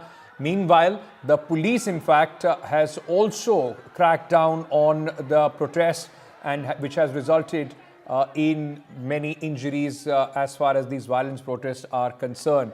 Let me go across to my colleague Mohammad Ghazali, who is joining us with more details at this moment. Mohammad Ghazali, serious situation there in Bangladesh, and given the fact there are many Indians living in that country, the Indian mission has also issued an advisory. What is the situation on the ground? And as far as Indians are concerned, what have they been advised? See, as of now, a fresh wave of violence has swept through many parts of Bangladesh, because just last week, once the talks were happening, the internet was restored. It was believed that perhaps there will be no violence, and the anti-quota stirred protesters will have calmed down, and perhaps it was believed that their demands have been met after the court order, which curtailed the protests for those family of the war veterans. Now, this is exactly what the protesters were protesting, that the job quota or the percentage of reservation for those belonging to the war veterans of 1971 should be completely scrapped. But the court order just curtailed it down to 5%. Now, what is happening in this week? Just yesterday, the same anti-quota stirred protesters started a non-cooperation movement asking all the student groups to join them, and they wanted Sheikh Hasina to resign. Now, Sheikh Hasina's party, Awami League, as well as many student bodies which are aligned or to say that which are affiliated with Sheikh Hasina's party or the parties of her alliance in the government, they have also started a counter protest. So this killings of around 32 people is what we are being told in Bangladesh today has happened due to the clash between the anti-quota protesters who are now demanding Sheikh Hasina to resign. They clashed with those groups which are aligned with Sheikh Hasina's party or pro-government groups, as well as the security forces. And Sheikh Hasina has also called in a statement that these protesters are not protesters or students, but they are terrorists, and the government will deal with them with iron hand or with firm hand. So this is exactly what has happened in the last 24 hours. Internet in certain areas have yet again been suspended. And Indian High Commission in Dhaka has also advised the students and Indian nationals who are staying in Bangladesh to be in touch with the Indian officials there, with the High Commission officials there, as well as keep an eye on the latest developments there, because when the last spate of violence had happened, when protests and strikes and internet suspension happened, Indian authorities in coordination with their Bangladesh counterparts managed to bring back a lot of students from there. More than 1,000 Indian nationals, students and nationals from other neighboring countries were also brought back to India, and then they were sent back to other countries. So as of now, the only advisory which has been issued by the Indian High Commission over there is asking students and Indian nationals to keep an eye on the developments there in Bangladesh, as well as be in touch with the authorities for any emergency. You know, Mohammad Ghazali, like what we have been seeing, and this has been unprecedented protest, I'm sure one of the biggest challenges Sheikh Hasina has faced in her political career. But the fact remains that at this moment, these protesters are unrelenting, and the violence which is ensuing between the supporters of Sheikh Hasina, of course, the police and the protesters. There are international bodies also looking at it very, very closely. See, Ankit, when last time when we were reporting on these protests about the anti-quota stir, we were being told by officials who are keeping a close watch on these developments that this entire protest, even if the Supreme Court of Bangladesh scraps the entire quota for the war veterans or the families of the war veterans, this anti-quota will soon develop into remove Sheikh Hasina movement. And many officials in the NEA also believe that perhaps there is international interference there. Sheikh Hasina and her party leaders also believe that these protests are being influenced by external factors. But some of the Indian officials also believe that perhaps there are some anti-India elements also there. But if you just leave these rhetorics aside, perhaps this is one of those movements in Bangladesh which is purely spearheaded by student leaders. Now, in any democracy, in any country, when protests happen, then certainly people with political affiliation will try to take mileage out of it. So obviously the opposition leaders or say the Jamaat Islami party, which was banned recently during the spate of violence, the Bangladesh government decided to ban Jamaat Islami. Their members of other opposition parties, they were all backing these protests. So to say that this is purely by the opposition parties, or to say that these are purely anti-Sheikh Hasina group which are backing these protests, certainly unjustifiable on the part of the students who are protesting there. But this protest protest started out as an anti-quota stir, but now certainly it has turned into anti-Sheikh Hasina movement. And even after a lull in this protest in the last 1 week, suddenly it has yet again started. It has erupted again with a fresh spate of violence as well. And the protesters are now demanding that Sheikh Hasina must resign, because the way she handled the protesters, the protests, as well as the forces, and multiple such videos have emerged on social media despite internet clampdown in Bangladesh, that how security forces are shooting point blank at the protesters. Many student leaders who were not even part of these protests and staying at their residence and hostels were dragged. Violence was used to suppress it. So certainly violence has not helped Sheikh Hasina government to quell these protests, and yet again it has erupted. And now the demands have changed that Sheikh Hasina must resign, and there is no talk of protest of quota or the reservation for the war veterans' families. Mohammad Ghazali, thank you so much for reporting in detail about the current tensions which are going on in neighboring Bangladesh. Moving on from Bangladesh, United Kingdom, where violent protest over stabbing has in fact resulted in violence in certain parts of United Kingdom. This happened after children were murdered, and now renewed violence after the suspects has been named. The protesters clashed with the cops in United Kingdom, and this is one of the most widespread violent protests that the country has seen in the last 13 years. There have been many, in fact, cities in where the policemen have been injured and several protesters have also been injured. Unrest after false information was put out on social media about the suspect in the knife attack.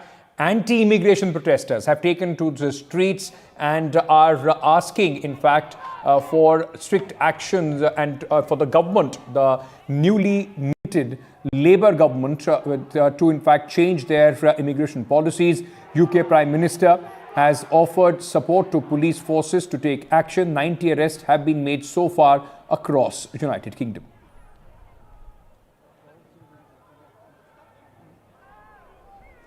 The disturbances that we saw in the centre of Liverpool petered out later in the evening yesterday, and then the trouble moved here, up to 300 people in effectively running battles with the police, many of them young people, many of them children, in fact, combating police. There were bins set on fire. The local library hub was set on fire as well. There's damage to the ground floor there. That library hub introduced here in Walton to try and provide support in one of the most economically deprived areas of the country. This morning the street sweepers have been out clearing up debris. There's evidence of industrial bins which have been set on fire. When fire crews came here last night, they were attacked by the mob, a window broken on a fire engine, unable to attend to put out some of the fires that had been started. Police were attacked with fireworks. There were running battles here for quite some time, and then in the early hours of this morning, police introduced a Section 60 notice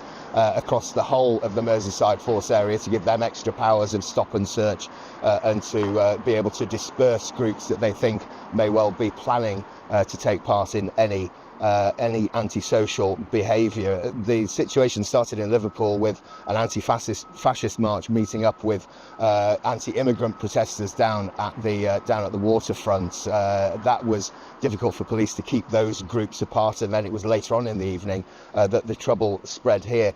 Talking to one person who came up to us this morning, he didn't want to appear on camera, he didn't admit to taking part in the disturbances last night, but he said he had sympathy with those who were protesting, he said. He said that people tried to protest during COVID, they were locked down, they were prevented from doing that, they wanted to peacefully protest then, and he said it's all built up to this. He said that people have simply had enough and cited a number of reasons, including immigration, although he said that this isn't a racist city.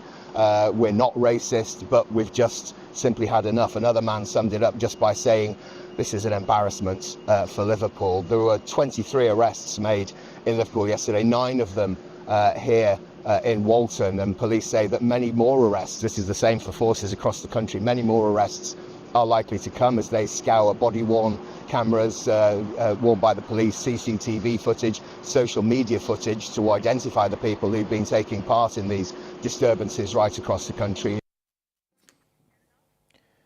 Right. In fact, at this moment, situation tense there as well. Let's just shift focus back to India, where Kerala is seeing its worst disaster in many years. The search and rescue efforts in Wayanad continue into their 6th day, with several people still believed to be trapped under the debris from the recent landslides in Mundukai. In fact, Wayanad district collector has said that the operation is progressing vigorously, with more than 1,300 personnel deployed for today's effort. So far, at least 373 people have died in Kerala's worst ever disaster.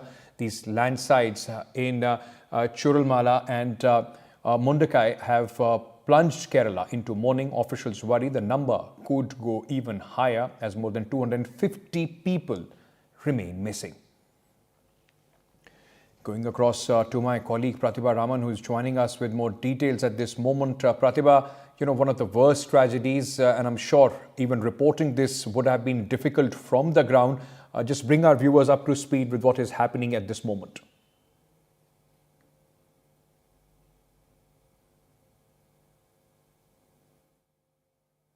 And rescue operation here is concerned, and I must give you a picture of the entire area that is being with the search operation that is being conducted here.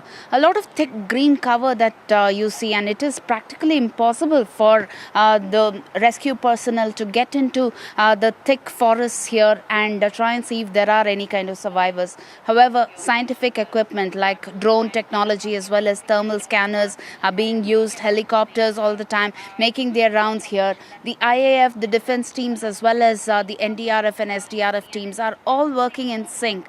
Very, very distressing and disturbing. Yes, I've been reporting here for the last 6 days, and still there are people who come back to the same site trying to see if they can find their near and dear ones.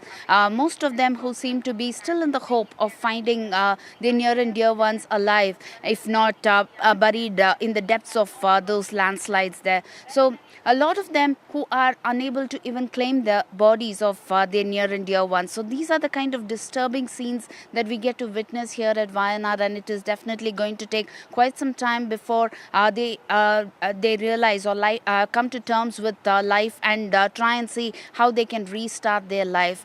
All of them living in a life of uncertainty at this point in time, and it is going to take quite a while before normalcy returns here. But in the meantime, yes, there is politics on the other hand, but rescue and relief seems to be one of the one of the prime factors that needs to be considered at this point in time, and that's the sentiment being expressed by the rescue personnel as well as the survivors here. Back to you. Thank you, Pratibha, for joining us with all those details. We'll keep getting you the details, in fact, from this big story that we are tracking. Let's just listen into some reactions coming in on this story. കാണാതായ ആളുകൾ 12, ഒരു family 12 ആളുണ്ടായിരുന്നു. അതിൽ ഇനി 5 ആളെ ഇനി കിട്ടണം. ബാക്കിയുള്ള ആളുകളെ കിട്ടിയിട്ടുണ്ട്. അതിൽ 3 ആൾ പിന്നെ ജീവനോടെ മണ്ണിൻ്റെ അടിയിൽ നിന്ന് എടുത്തതാണ്. 4 ആളെ ഇപ്പം നമ്മളിവിടെ മറവ് ചെയ്തിട്ടുണ്ട്. We are at a loss of words. How to describe this? You have to, this is something, this is an hour of crisis, hour of tragedy. So we have now, all our focus is on rescue and relief. So far all the bodies have not been recovered. So rescue work is in operation. So now our attention is focused on rescue and then relief. 10,000 people are living in relief camps. Focused on. And then after this emergency is over, then you will have to turn your attention to the rehabilitation of these people. We have divided the entire area into 6 zones, and we authorize 1 senior officer for every zone. Under his leadership, every unit contains 40 members. We are seeking help from local knowledge and local people who know the area and river better than the forces. This is the operational method today we have adopted. We have with us Union Minister Suresh Gopi here. So you have come here to take stock of the situation, but there's also politics playing on the other hand. How do you see, on one hand, the disaster-ridden place and the other politics playing out? That's what I told. Politics has no game to play here. There is no gallery, there is no playground. It's all been taken by Mother Nature. Play as humans. But there is technically, putting up a question needs an answer. So don't take politics or drag that question and answer into a political table. But do you believe that the Congress has not been accountable in terms of... say such things. I never did it. I don't say. The Congress also trying to move a privilege motion against Mr. Amit Shah. What's your take, sir? Let them. Let them. The state versus center tussle, how do you see that with respect to the alerts not given on time? That is what I said. Here, the tussle is nullified. State is looking at the life of the people and the life of the people who are watching this debacle. The debacle is the focus. So, state is settling down, center also. So my final question, any lessons learned from this? This is not the time. We were taught lessons, but we forgot those lessons. This is a reminder to provoke our thoughts. If you have your thoughts for a burial ground, sprout, rise. That's all. Thank you so much, sir. NDTV is standing shoulder to shoulder with the victims of this tragedy in Kerala. NDTV is running a Care for Kerala campaign to help those who have been affected by the deadly landslides in Kerala's Wayanad. You can help as well by transferring aid to the Hope Trust. The details are on your screens. Meanwhile, it's just not Kerala. Rain fury, in fact, has caused havoc in Himachal Pradesh as well, with recovery of a body from Rajban village in Himachal's Mandi. The death toll due to the flash floods triggered by the cloudburst in 3 districts has now increased to 11. 40 people are still missing, according to the officials. 410 rescuers from the teams of Army, NDRF, STRF, ITBP, CISF, Himachal Pradesh Police and Home Guards are involved in fact, to try and help the people. They are also using the drones in this endeavor.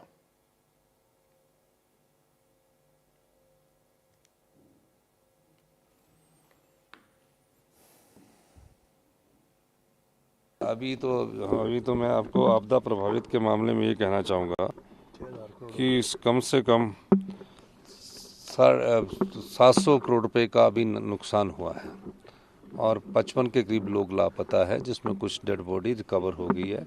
अभी क्योंकि dead body में हमने युद्ध स्तर पर कार्य शुरू किया है, हम चाहते हैं कि भविष्य में भगवान से हम यही प्रार्थना कर सकते हैं कि हिमाचल पर थोड़ा रहम कीजिए, यही मैं कहना चाहता हूँ। हमारा सर्च ऑपरेशन जो है उसका चौथा दिन है और जैसे कि आप देख पा रहे हैं पीछे हमारी जो मशीनरी है वो भी डिप्लॉय कर दी गई हैं। जो स्निफर्स डॉग हैं हमारे एनडीआरएफ के और भारतीय सेना के, वो भी यहाँ पे मौके पे है। तो हर पहलू से इसकी जांच की जा रही है, किससे किससे हमारे जो मिसिंग लोग हैं उनका सुराग लिया जा सके। मेरी सभी हमारे जो क्षेत्र के निवासी सभी से अपील है कि अनलेस आपको बहुत ज़रूरी काम ना हो तो आप अपने घरों से बाहर ना निकलें। अति आवश्यक काम हो तो पहले आप अपने आसपास के जो नदी नाले हैं उनका जरस्ता देख लें। जो आपके फुट रोड्स हैं, जो आपके ऐसे कोई रास्ते हैं, उनको पहले आप सुनिश्चित कर लें वो आप पैदल चलने लायक हैं और सेफली हैं, तभी आप अपने घरों से बाहर निकलें। Meanwhile, the BJP, in fact, has constituted election manifesto committee in Jammu and Kashmir. The Jammu and Kashmir Assembly elections likely to be held next month. Remember, the Supreme Court had mandated last year that the elections in Jammu and Kashmir should take place before 30th September of 2024. The manifesto committee is headed by senior leader and finance and in fact leader from Jammu and Kashmir, Dr. Nirmal Singh. He held its first meeting today. The party says it's ready for the elections in Jammu and Kashmir. Election Commission is visiting Jammu and Kashmir on Thursday to review arrangements for holding assembly elections in this.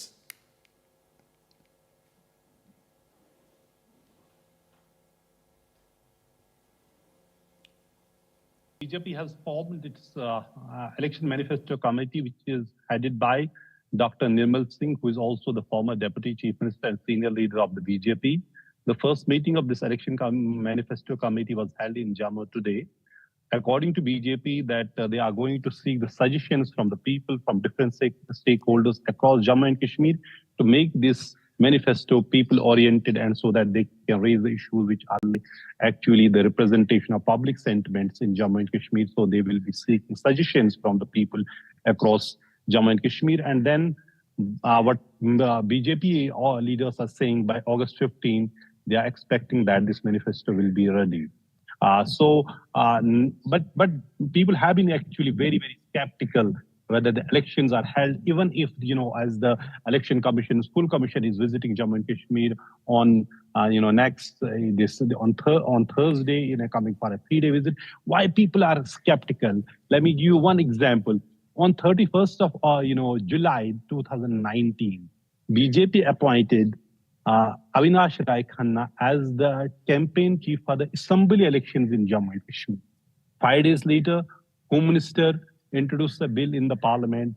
State was dismantled. It was divided into 2 union territories. Since then, people are waiting for the assembly elections. Now, finally, since there's a deadline set by the Supreme Court that election should be held by September 30, so Election Commission is visiting Jammu and Kashmir, and people are hoping that finally Jammu and Kashmir people of Jammu and Kashmir can elect their own representative. There will be elections because last assembly elections were held in Jammu in 2014. So it has been a long gap, decade-long gap when last assembly elections were held. So BJP now have formed its own election manifesto committee headed by Dr. Nirmal Singh, and it clearly shows the party is ready, and party president Ravinder Raina has said that they are ready. They want election commission to hold elections as soon as possible. There have been series of meetings since yesterday in Jammu, which were attended by the party's J&K in charge, Mr. Reddy, Union Minister G.K. Reddy, also, and other senior BJP leaders were present there. So BJP actually gearing up for the assembly elections in Jammu and Kashmir, as election commission is coming for a 3-day visit to review preparations for holding assembly elections, which are expected to be held next month, because Supreme Court has set a deadline asking Election Commission to hold assembly election by September 30 this year. Meanwhile, the Modi government is set to bring a bill in the parliament to regulate powers of the Waqf board. Sources tell NDTV, bill to ensure better identification and verification of Waqf land, as after defence and railways, Waqf has the largest land bank in the country. The Muslim bodies have said this is an attempt at diluting the powers of the Waqf board to make it like any other trust or endowment. Muslim bodies have also alleged that unnecessary interference to remove protective gears of the Waqf Act, which protects the land. ये जो propose amendment से media में जो लिखा गया है वो इस बात को बताता है कि मोदी हुकूमत वक्फ बोर्ड की ऑटोनॉमी को छीनना चाहती है और वो इंटरफेयर करना चाहती है वाकिफ के मंशे के खिलाफ कि किस तरह से उस वक्फ की प्रॉपर्टी को चलाया जाए। तो बेसिकली ऑल इन ऑल ये जो है ये पूरे इस तरह का अगर ये मीडिया रिपोर्ट सही है तो मोदी सरकार ये चाह रही है कि पूरे वक्फ बोर्ड की प्रॉपर्टीज को छीन लिया जाए।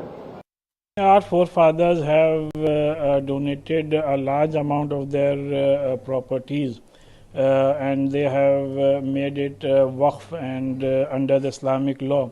So as far as the Waqf law is concerned, it is important and essential that those properties should be only used in those charitable purposes for which they have been, for which the Waqf has been done.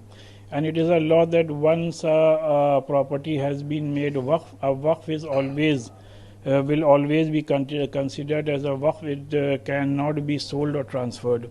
And as far as the management of the properties are concerned, we already have Waqf Act 1995 and then certain amendments were done in 2013.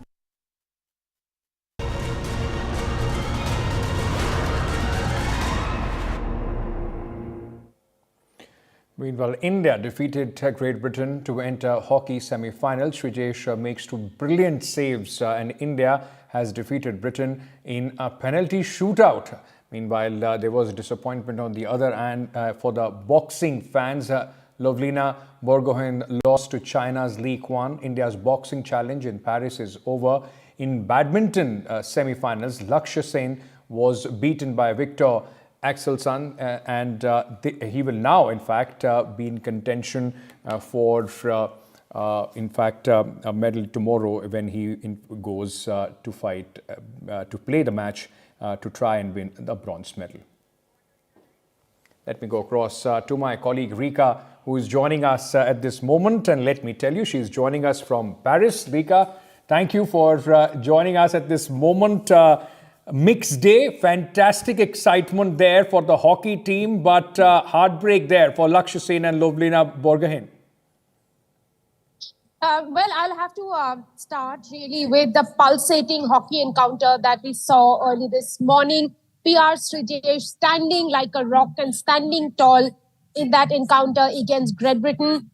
This was the 23rd penalty shootout of his career and 13th win. And one would understand why his team relied on him after 60 minutes of back-to-the-walls hockey when both the teams had tied at 1-1. PR Srijesh stood in front of the goal, denying Great Britain two hits to the net. In fact, one he saved and one Great Britain missed. India was able to score all its chances. The final scoreline read 4-2. But what a magnificent performance by PR Srijesh, who's playing his last tournament of his professional career with the Indian hockey team. He ensured that India sailed to the next round, that is the semi-final. And if the stars align, I can tell you that this time India could return with as big as a gold medal. And it could be either Germany or Argentina standing in their way to get into that gold medal match. So far as the other results are concerned, Lovlina Borgohain was up against a very tough opponent, world number 1. Chinese boxer. She couldn't get over the finish line. She lost 4-1. That marks the end of India's boxing challenge at the Paris Olympic Games. No other boxers are left in medal contention. Lakshya Sen, of course, was another bright spot in India's contingent. The other badminton players have lost. Lakshya continued to rule the badminton courts. He's a debutant, but today he was up against Olympic champion, twice world champion Victor Axelsen from Denmark. And at the end of the match, when Lakshya fizzled out after a 22-20 2014 encounter, Victor Right, we seem to have lost that line with Rika. We'll get Rika back and we'll keep getting you the updates from Paris. In fact, with that, we're slipping into a very short break. News and updates will continue on the other side. Stay tuned.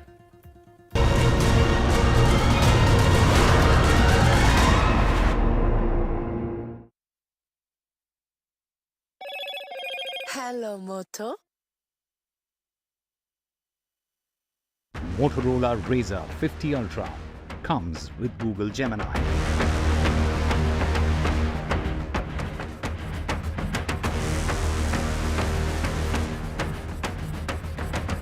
Protests in Bangladesh leave at least 30 dead in fresh clashes, violent clashes between the protesters and the police.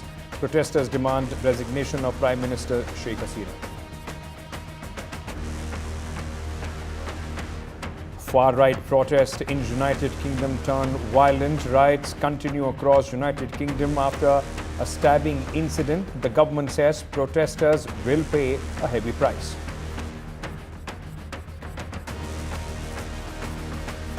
Day 6 of the rescue operations in Wayanad, death toll mounts to 373 in the worst ever tragedy in Kerala.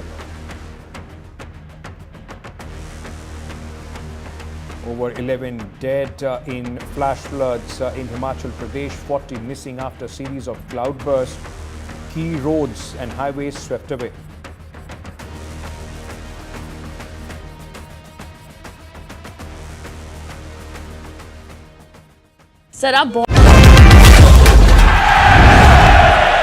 Get the magic of the best working for you now. Link your payment cards once, collect rewards forever.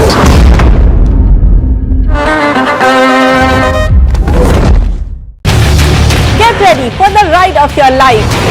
NDTV brings you the NDTV Auto Show with me, Mugdha Mishra.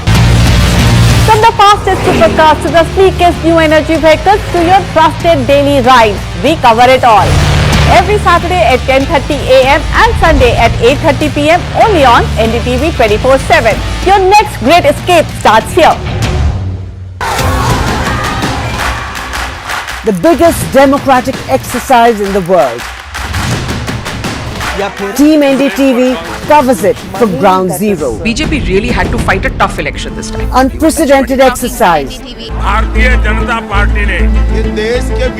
Unmatched coverage. There is no dispute. जनता को decide करना है. From polling to counting, NDTV brought you the most trustworthy news and updates.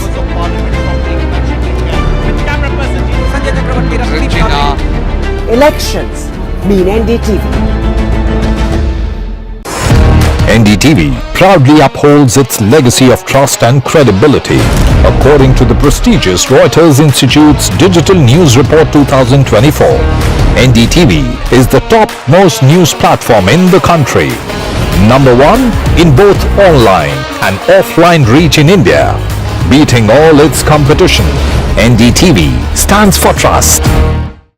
Stay informed and entertained with the new and updated NDTV News app. You can watch all our channels live, listen to podcasts, read breaking and exclusive news from around the world and more. Download the NDTV app today and get access to the best journalism and storytelling on your smartphone or tablet. The NDTV app. News that matters to you. After a great victory by Indian team, and today we are reporting from Mohali International Airport where we are showing these visuals. Arshdeep हमारे साथ हैं. बहुत ही performance आई साਰਿਆਂ ਦੀ ਤੇ ਵਧੀਆ results ਮਿਲੇ. We are in the city of Kanpur today because they have their champion back home, Kuldeep Yadav. Desperation for each and everyone to go there and win the World Cup, and we did it.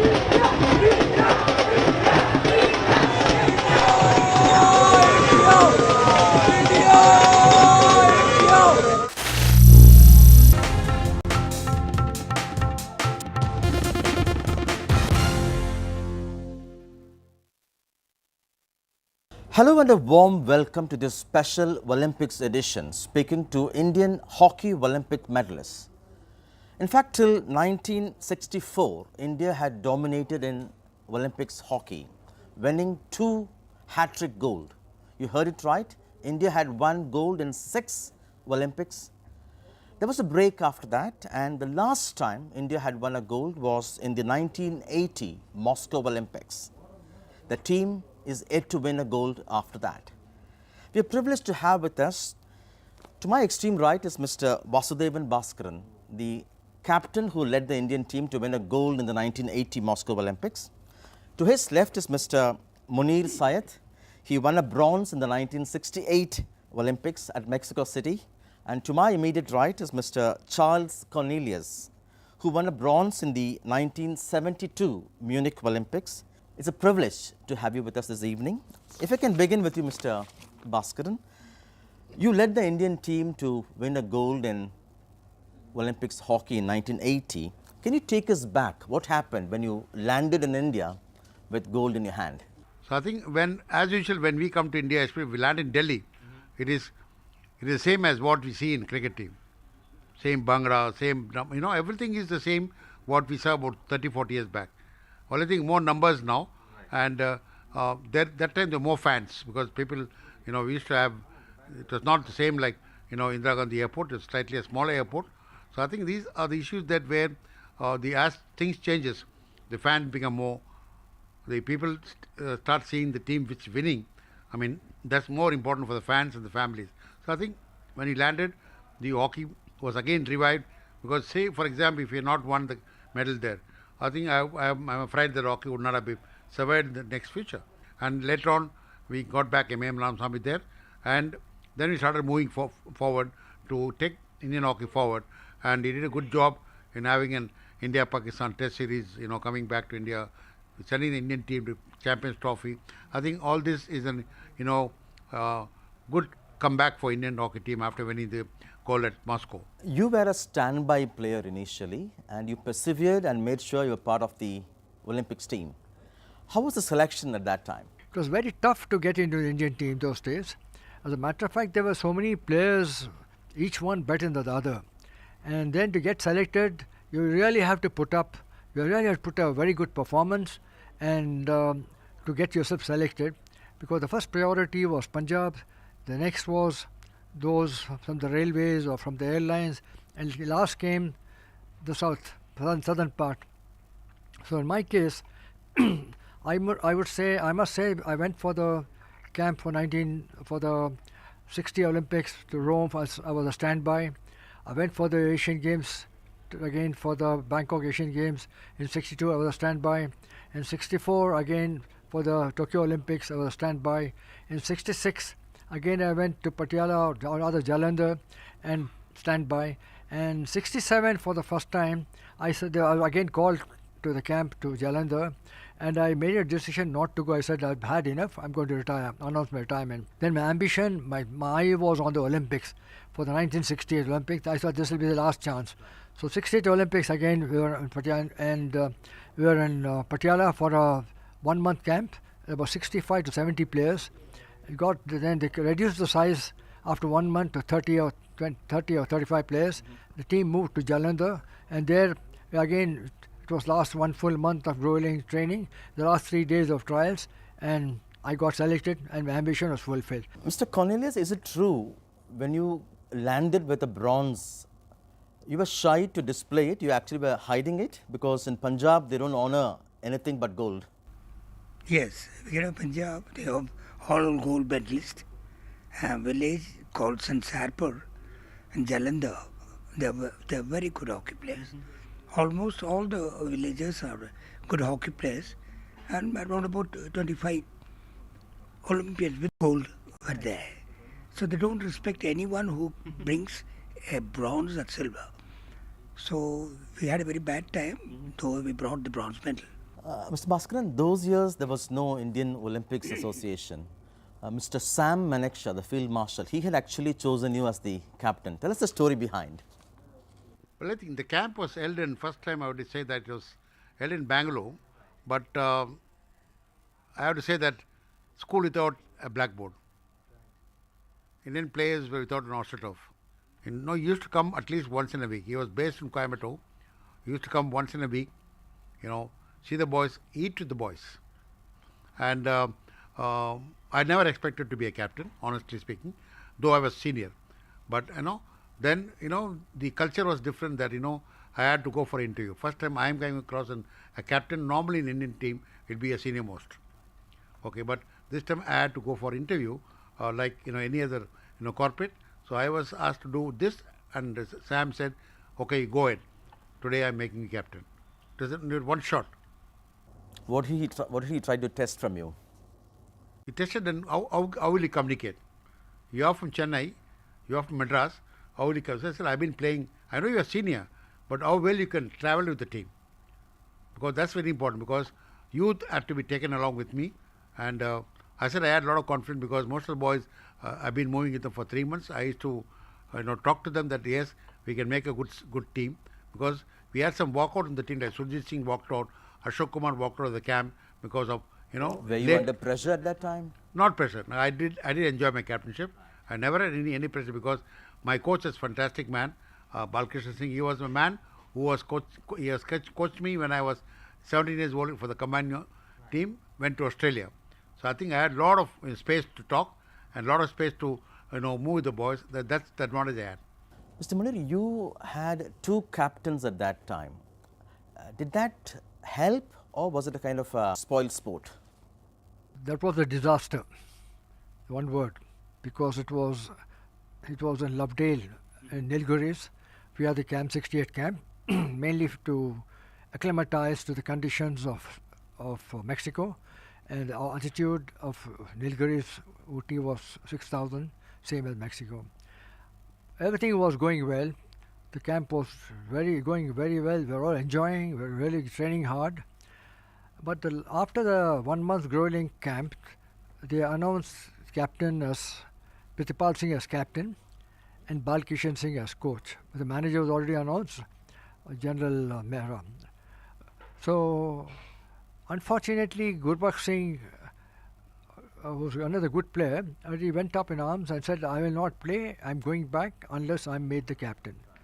So this a wrong decision was made by the then president, and powers to be, who came the next day, and found there was commotion in the campus, and blunder they made was they said, okay, you be the joint captain.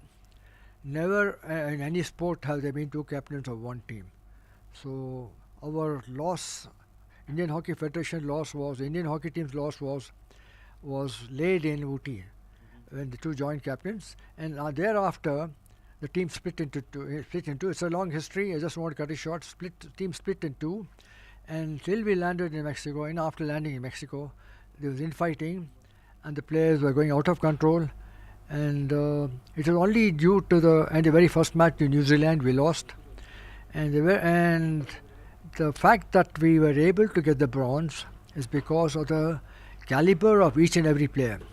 So that went a long way. Each player on his own was very good, but as a team we were disjointed. But we were lucky, we at least got the bronze. But I am unlucky that we didn't get the gold. That's my regret, which I cannot forget. Suffered a leg injury, unfortunately. That actually, in a sense, came as a setback to your sporting career? It was sort of a gangrene. So when they took me to another doctor in Chandigarh, All India Institute of Science, they examined and told that injections has to be given in the operation theatre. Knee joint injection can't be in a dispensary. You have to take in the patient to the operation theatre with covering face guard and gloves and everything. Then only it has to be injected. It has to be shaved first. It should be put some medicine, make it numb, and then inject it. It can't be a... That was a lapse. That was the lapse. So after that, I couldn't even be able to walk. All of you have participated in many Olympics. You always cherished, besides playing hockey, meeting many sporting legends at Olympics. Who all have you met? Well, I think my passion is all about sports because my school I played about 8 to 9 games, and at the universities I was playing 3 universities for the Madras Blues. In the sense I represented hockey, athletics, and tennis in Loyola. So I think that made me, to move faster on other games. I had met Pete Sampras, Ivan Lendl in tennis. I bumped into Muhammad Ali in the Sydney Olympics, and I bumped into Djokovic in 2012. Then I bumped into Sanchez from Spain. So I think these are things what we enjoy in the village. It's I would say we can't buy anything, but we can meet the people. They are much richer in sports. India, Atlanta, when Leander Paes won bronze medal, myself and Raja Balwant Singh were only 2 people who were cheering up for him. So I think these are things which keep memory that and I keep going to Olympics on my own, sometime through railways, and also I'll be also going for this Paris 2024 just to see what's the Indian team doing. It's not that to go and criticize all this thing, but enjoying the game, other sport, it's also a part of the life, and God has given me enough. I think there is no grudge on that. So I think I'm content in what I'm doing. What was the prize money when you landed with the gold in India and at the Olympics in Moscow? No, prize money was nothing. The most important thing is the pride. You wear the honor of having the gold medal on top of your neck, and you make your country flag flying. That has got no money value. Even only this 2 or 3 Olympics, the US is giving about $75,000 for winner or something, and Indian government are financially helping all the current medal winners, goes into 3 crores or 5 crores are the highest paid. So I think financially now, commercially now, everything is best when what we are doing. But I think nevertheless we enjoyed everything. I mean, can't go and grumble that I didn't get anything, but we got to play for India. What do you think are the prospects for Indian hockey team in this Olympics? Well, I think when you didn't expect anything in 2021, they won a bronze. They really beat Germany in the last 3rd and 4th place. In fact, Germany was the oldest, and India could beat them. And this time, around the world, the Indian hockey team is well regarded as the best team, and I would say is well prepared team. The best prepared team in the world is Indian hockey team. They went to Europe for 20 days. They went to England for 10 days. They went to South Africa. I mean, almost no other team in the world could have got this exposure. And, when you win, like for example, I always take an example of PV Sindhu. Okay, when she won a medal, the entire Hyderabad became a badminton hub. Now, entire India has become badminton hub. Every street you see badminton is being played. So that has to come back through victory. So that has already come back through Indian hockey team. The juniors have done very well. The girls team had done very well because of that too. So I think we need to, get this rhythm going up, and maybe we are always the 1, 2, 3, 4, 5, like in any European country. So winning alone is not the question of at the Olympics. But to me, 1, 2 is very important. And the Olympics is winning a total of 7 medals. In a nutshell, what should be the roadmap in terms of improving our position? In my opinion, the roadmap should be to encourage hockey at school level. If you don't lay the foundation, you're going to get players only in a sporadic way, because even in a country, even in a state like Punjab, the hockey players are dwindled. Hockey is not being played that much, and places like Tamil Nadu, Bombay, Karnataka, Hyderabad, Calcutta, big cities, Bhopal, hockey is not being played at all. There are no tournaments. I have played, like Bhaskar went for 5,000 places. I have also been to a lot of places, lot of tournaments all over India, and mind you, to packed stands. Today, hockey is not attracting crowds. That is, again, I mentioned earlier, because synthetic surface, the game has changed. But to promote this game, to bring this game back to where it stood with the 7 Olympic golds that we have won, we have to start laying the foundation. And I think the government is doing a good job by encouraging sports, but they should spend more time in promoting hockey, because this they call our national game, but national game is where we are only struggling. Celebration, but it should be a continuation of promoting the game till the next Olympics, for the next World Cup, so that hockey is not dead in this country. So, is cricket largely responsible for the decline of hockey in India? I don't want to comment on that, because cricket is everybody's game. The people like cricket, I don't know why. How do we develop the same passion once hockey enjoyed among spectators, among the public? See, the hockey tournaments should be more. Lot of tournaments should be there. When Mani said, Bhaskaran and me, we played a lot of domestic hockey. We used to play a lot of hockey in India. It was very difficult to play Indian hockey. Bhaskaran will definitely agree with me. By inter-railway playing, they're scared of playing inter-railway. Ask Bhaskaran. It's very tough to play inter-railway. Inter-police was very tough. Gold Cup, Aga Khan Cup, Baton Cup, Abdullah Cup. In Madras also there was MCC Cup, Murugappa Cup. See, a lot of tournaments were there. Now all gone. Only one national hockey, which is called Rangasamy Cup, was there. All performance is noted only from the Rangasamy Cup. Now that's also gone. Many politicians lead sports bodies across India. Is that good, bad? Do politicians or do sports persons make good administrators? See, for example, P.T. Usha is now an IOA, but she is also a politician, because she is also a member of parliament. So you can't tell that to get away from IOA, or through sports she became MP. But the main issue is that with the ongoing improvement in other countries, competitiveness is very important. So we need a CEO who largely should be a sports administrator, who knows about the sport, what is CEO. We see a lot of, in football, in hockey, different game, we have a CEO who are like a managers. CEO should be able to outline the importance of all the players. What is CEO? CEO of a company, he knows each and everything of the nonsense, why my finance is low, why I am not able to have the target. So that is CEO. So we need to see, I don't mind having a president, some minister or secretary, somebody, but a CEO is a man who promotes the game. At least 30 states who have an Olympic association does not have Olympian. Does not have a Olympian even as a member. Now why do you call Olympic association? Why people like Narayana Murthy could have continued? Why he didn't continue? He left everything and went, because some youth is following, and Infosys is doing very well. Not that because of minus Narayana Murthy, the company is closed. No. So I think we need to have that policy in sports too.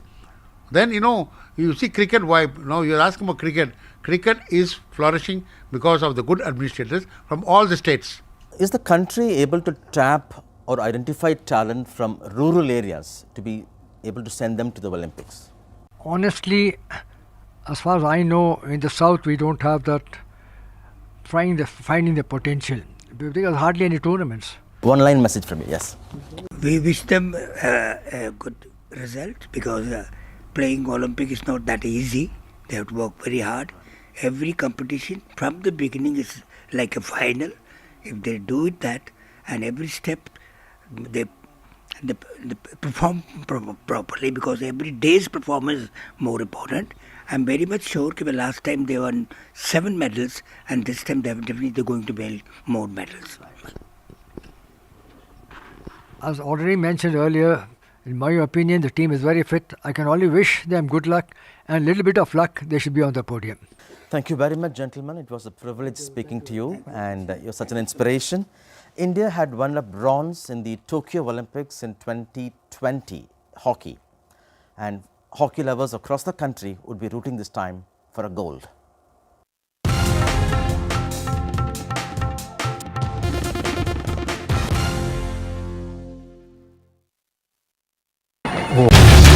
Get ready for the ride of your life. NDTV brings you the NDTV Auto Show with me, Mugdha Mishra. From the fastest supercars to the sleekest new energy vehicles to your trusted daily ride, we cover it all. Every Saturday at 10:30 a.m. and Sunday at 8:30 p.m. only on NDTV 24/7. Your next great escape starts here. The biggest democratic exercise in the world. Team NDTV covers it from ground zero. BJP really had to fight a tough election this time. Unprecedented exercise.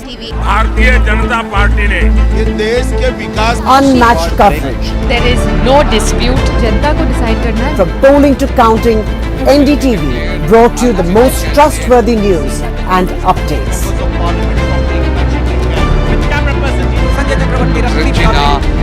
Elections mean NDTV. NDTV proudly upholds its legacy of trust and credibility. According to the prestigious Reuters Institute's Digital News Report 2024, NDTV is the top-most news platform in the country. Number one in both online and offline reach in India. Beating all its competition, NDTV stands for trust.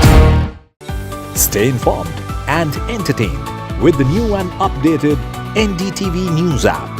You can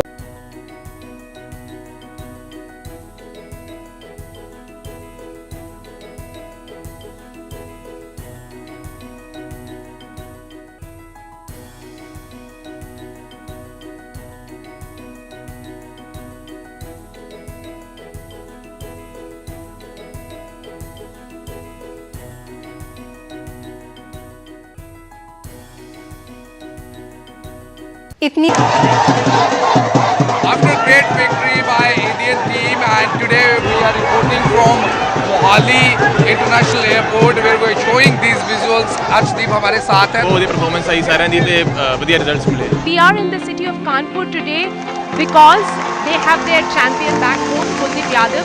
Desperation for each and everyone to go there and win the World Cup, and we did it.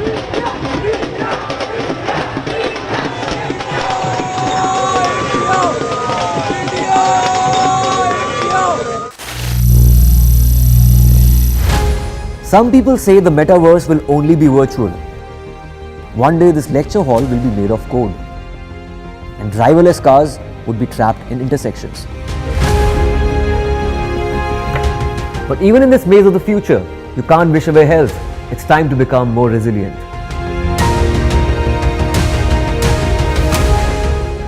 "10 years of Banega Swasth India, we have grown and achieved so many milestones.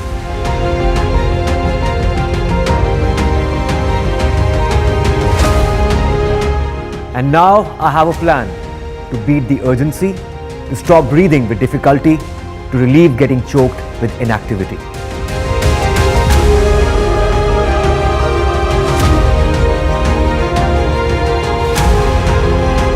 Energize our government, our environment, our society, and ourselves. Everyone, everywhere, every day.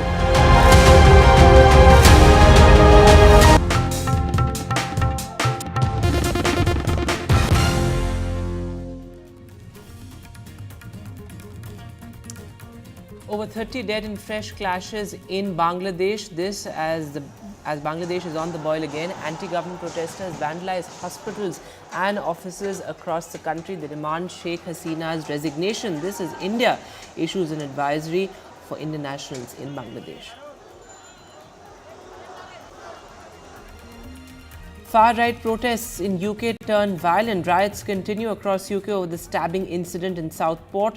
The UK government says rioters will pay the price. This is demonstrations across UK continue for the second straight day after 3 girls were stabbed in Southport.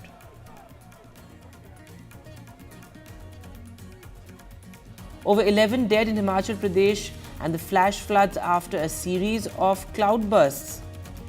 In Wayanad, meanwhile, day 6 of the rescue operations, over 373 dead, hundreds are still missing. Over 11 dead in Himachal Pradesh after flash floods and a series of cloudbursts. 40 people missing across the state. Key roads and highways have been swept away. A mixed bag for India at the Olympics on day 7 as India enter men's hockey semis at the Paris Games. Meanwhile, India's boxing challenge is over. Lavlina has been knocked out and Lakshya Sen loses in the badminton semis too.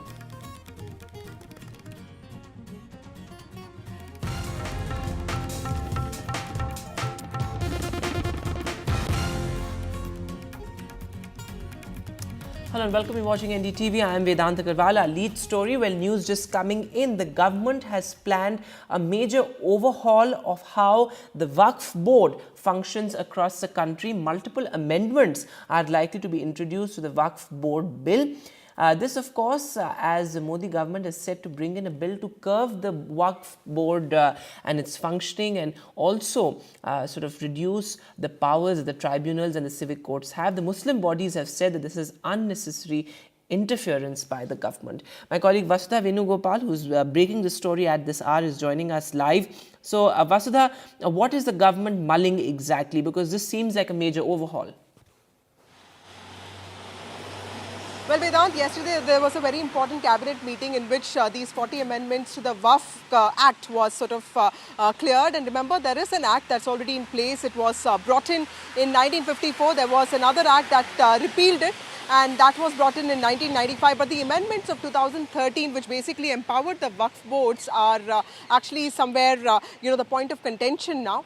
In fact, what the government is saying is, government sources, in fact, are telling us that there are at least 120 petitions in the Delhi High Court, which basically have been, against the concept of, misuse of Waqf properties. In fact, the government believes that there is a need to bring in reforms, and there is a need to broad base the use and also, the transfer of Waqf properties, because, this is considered very integral part of Sharia law. There are at least 30 Waqf boards across the country, and there are also 9.75 lakh, properties that come under, something that is designated as Waqf properties. But, the guidelines of this are in some ways discriminatory to the common Muslim men and women. That's what the government believes in, which is why the Ministry of Minority Affairs has been working on this for the past 3 years. And somehow, some 40 amendments have been in some ways finalized. And we can expect the bill anytime soon. We're not very sure if it is coming up in the in the ongoing session of the Parliament, which is the budget session, because the finance bills will be given more importance, and also the budget also will have to be passed, and all of that is going to happen. So there is a very short window, but there is a high probability that it could be brought in. The most important thing is to ensure that the Act is constitutional in nature, and some of the unconstitutional provisions of the Act, which have also been contested in courts by several people, those get removed. For instance, the tribunal gets a lot of importance here. If the tribunal actually makes a decision, then the civil courts cannot also interfere in those decisions. So that, the government believes, is discriminatory towards common Muslims and common people. And more than that, there is also a need to ensure to ensure that there is no arbitrariness or randomness. There was this instance of an entire village in Tamil Nadu getting designated as a Waqf property, which is what the government feels is a problem. There are Waqf boards in Rajasthan and other places which have been seeking money from the centre for their own substances, which is why the government believes that there needs to be a proper working. Also, the government wants to bring in the entry of women. It wants to ensure that the Waqf councils at least have 2 women in place, and also the state boards are also gender sensitive and gender inclusive when it comes to their own representation. Well, when it comes to criticism, of course, this is going to be a contentious bill, and several Muslim bodies have already spoken about it, and they've said that this is anti-Muslim in nature. But the government is very clear that there are two big reports. One is the Sachar Committee report, which came in 2004, and also the 2006 JPC committee, which was JPC report, which was led by Rahman Khan, which actually spoke about the need to democratize, broad base, and also bring in reforms when it comes to the Waqf property. So they are citing those reports. They are saying that the arbitrariness with which properties get tagged as Waqf property, and then the kind of endowment that takes place in the whole transfer, and how it sort of becomes undemocratic, that needs to be checked on, which is what the government's narrative is. But this, of course, is a contentious issue, and the politics will definitely play out once it comes to the parliament. Absolutely, Vasu. And important there that you point out that the government is sort of looking at removing the arbitrariness, because that has also often been criticized when it comes to the Waqf board and the functioning of the Waqf board. Remember, after railways and defense, the Waqf board has the most amount of land bank. So this is going to be important. It will have far-reaching consequences once the government does bring this bill. But as Vasudha is reporting, it's not clear as to when the government is likely to introduce this bill, but this is something that certainly is in the works. Moving now to the other big headline. Well, a mixed bag for India on day 7 of the Paris Olympics. Well, India made an incredible feat as far as hockey is concerned. We are now in the semis, and it was really brilliant back-to-back saves that saved the day literally for India. But of course, some upset for India as well, given the fact that Lakshya Sen will now fight for bronze. He came down in his fight against the reigning champion, and so did boxer Lavlina. She lost to China in that incredible match that we saw there. Rika Roy, in fact, is now joining us live. So, Rika, mixed bag there for India on day 7, but looking forward, what all is expected as far as India is concerned in the next coming days?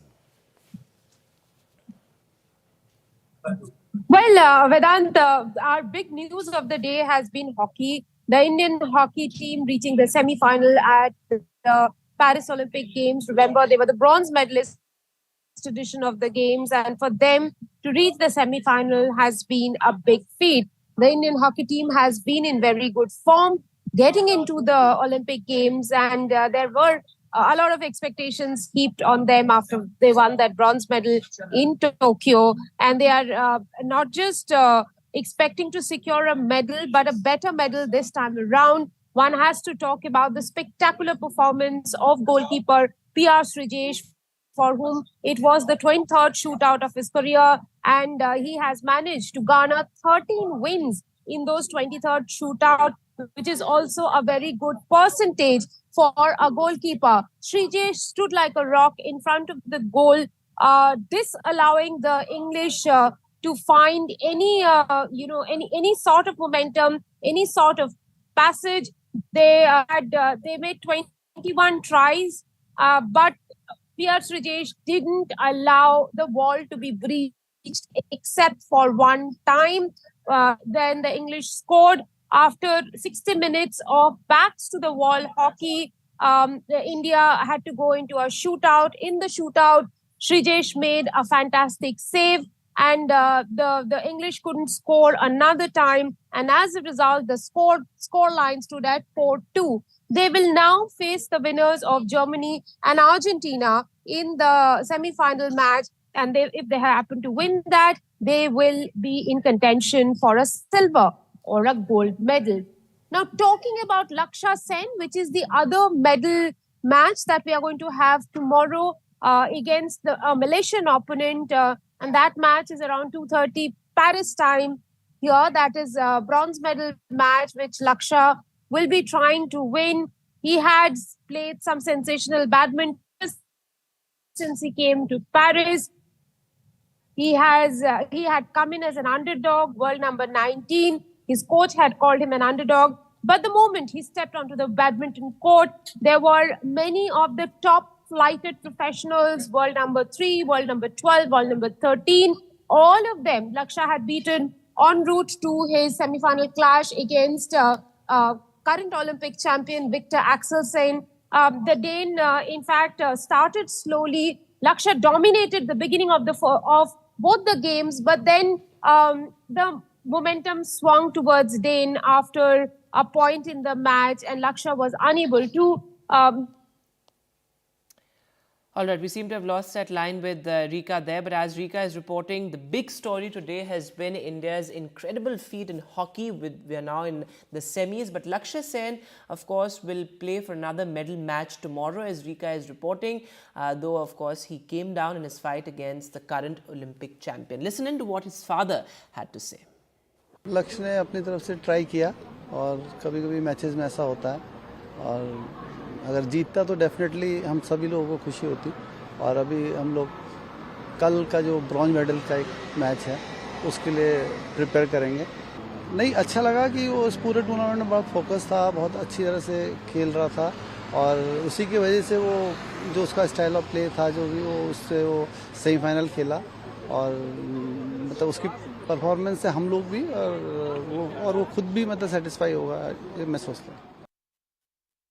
Right, so all eyes on that important bronze medal match tomorrow.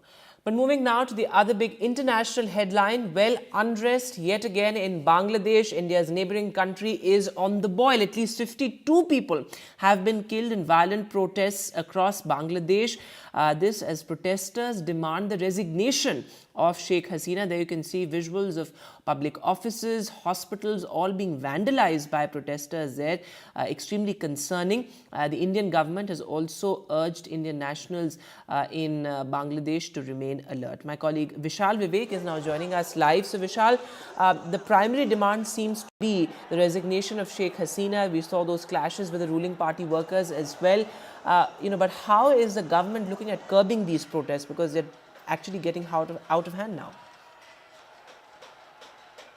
So as we speak, the death toll has now risen to 57. About 14 policemen have been killed in an area called Sirajganj. Overall, Dhaka and rest of the country is on the boil. And as you were mentioning, the government is trying to, curb this. Although there has not been direct dialogue between the government and the protesters as of now. We can recall that in the previous wave of protests, there had been some communication between the government and the protesters. Those protests had been, quieted after Supreme Court of Bangladesh had ruled that the quota of the freedom fighters' skin that would be reduced from about 40% to 5%. That had quieted the protesters for a while. But now these protesters have taken on a bigger issue, that is resignation of the PM, Sheikh Hasina. They want the government to be replaced. This whole anti-quota movement has sort of, escalated to the next level, and now it has become a non-cooperation movement that they have been mentioning. So the whole nation is on the boil. Just in one day, today was the first day of the non-cooperation movement, and about 57 odd people have been killed. Children and women have also been killed, and about 14 policemen have been killed. There are reports that several of Awami League's offices have been set on fire. Many people have been beaten to death by the protesters. There have been clashes between the protesters and the Awami League supporters. So all over the country, the situation is quite tense. And as expected, Indian government has released a statement asking Indians in Bangladesh to, remain cautious and avoid unnecessary travel. So it remains to be seen how many days this time the protests will be, in a standoff with the government. Thanks very much, Vishal, for joining us with the latest update there. As Vishal is reporting, at least 57 people have died in these violent protests. In fact, there's a nationwide curfew as well. So the situation remains extremely tense there in Bangladesh. India is keeping a close watch on this developing story. But moving now to the other big headline, well, unrest in the United Kingdom as well. Well, UK is witnessing its worst riots in almost a decade. Over 90 people have been arrested. But what really prompted these violent demonstrations across the country? When it was the stabbing of 3 young girls in Southport. There was some misinformation about that incident that triggered these anti-immigration protests across the country. There you can see those dramatic visuals as well of those anti-immigration protesters facing off with the riot police there, and the government has said that rioters and protesters across the country will have to pay. Take a look at this ground report from Bristol. Castle Park around me. Everyone's going about their normal business. It's very calm, just a typical Sunday morning in this park. Eventually, the disorder, which began quite seriously at about 7:30, it pushed its way down here. You can see the bridge behind me. That was where our cameraman actually got hit on the head with a glass bottle. There was at one point a bus was stranded in the middle there with protesters all around them. And then eventually, after a couple of hours of violence, of projectile throwing, cans, bottles, it dispersed a bit, and there was a pocket of far-right groups, I should say, that headed down to a hotel further down the road that is known for housing migrants. I think in terms of looking at a clean-up operation, there's been a few people around here this morning picking up pieces of glass, sweeping up glass, picking up bottles, things like that, and then you've got signs like this here. I'm not sure whether or not this was written last night, but it really shows the sentiment of the people here in Bristol. They're very much distancing themselves, the majority at least, from those scenes of violence last night. As you said, though, 14 arrests. Avon and Somerset Police have said that we can expect more in the coming days as well. And there's actually been a statement released by the Police and Crime Commissioner for Avon and Somerset, who thanked police officers last night for their bravery and described a small but violent group. And as Tom was saying there were certainly the people who were creating trouble. They were certainly the minority here, outnumbered by anti-racist protesters for sure. But the Police and Crime Commissioner described a small and violent group seeking to bring unacceptable disorder and violence to the streets, and she actually said that this behaviour is not a protest, it's not an expression of legitimate concern, it's criminal. And again, in keeping with that national message that we keep hearing over and over again, those words, feeling the full force of the law, she goes on to say these actions don't represent the values of Bristol. We're a strong, diverse and vibrant community, and people from all walks of life live peacefully alongside one another. Well, the police need to lead operations in communities across the country where there has been both violent disorder and thuggery on the streets, which is completely unacceptable, completely damaging, and where the police need to know they have our full support, taking the strongest possible action, making sure that these criminals face the full force of the law. And also already there are some of the suspects and perpetrators have already been arrested, already facing charges and are in custody, but we expect more of that to continue, and we will support the police every step of the way. Communities have a right to be able to feel safe. And joining me on the broadcast this evening, Naresh Kaushik, a senior journalist who keeps a close eye on the developments in the UK. Thanks very much, sir, for being with us. How do you see these violent protests across the UK? Because it seems like a wider movement, because it's not just confined to one district or one city, but these are demonstrations across the country. Vedant, first thing I would say is it's not, despite the visuals seen on our screens, it's not as widespread as it appears. So it's in several cities, in pockets, in small towns as well. But it's not that it's a nationwide protest.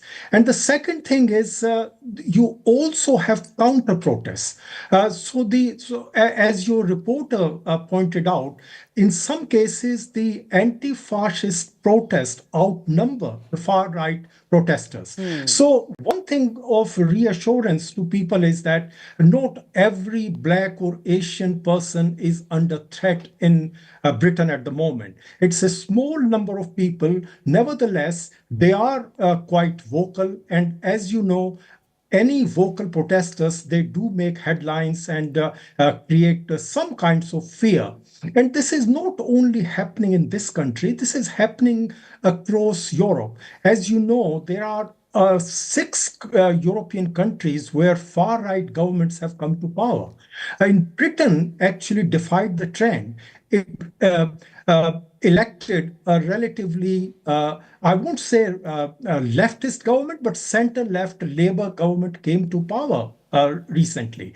So, and as you heard from the Labour Home Secretary, the Home Minister, she has made it very clear that these protesters will face the full force of law, and there have been many arrests. So police are Mr. taking Kaushik, strong also action. looking at the larger point here, that many think tanks have also pointed this out, that there's something simmering beneath the surface, because this cannot be just one trigger.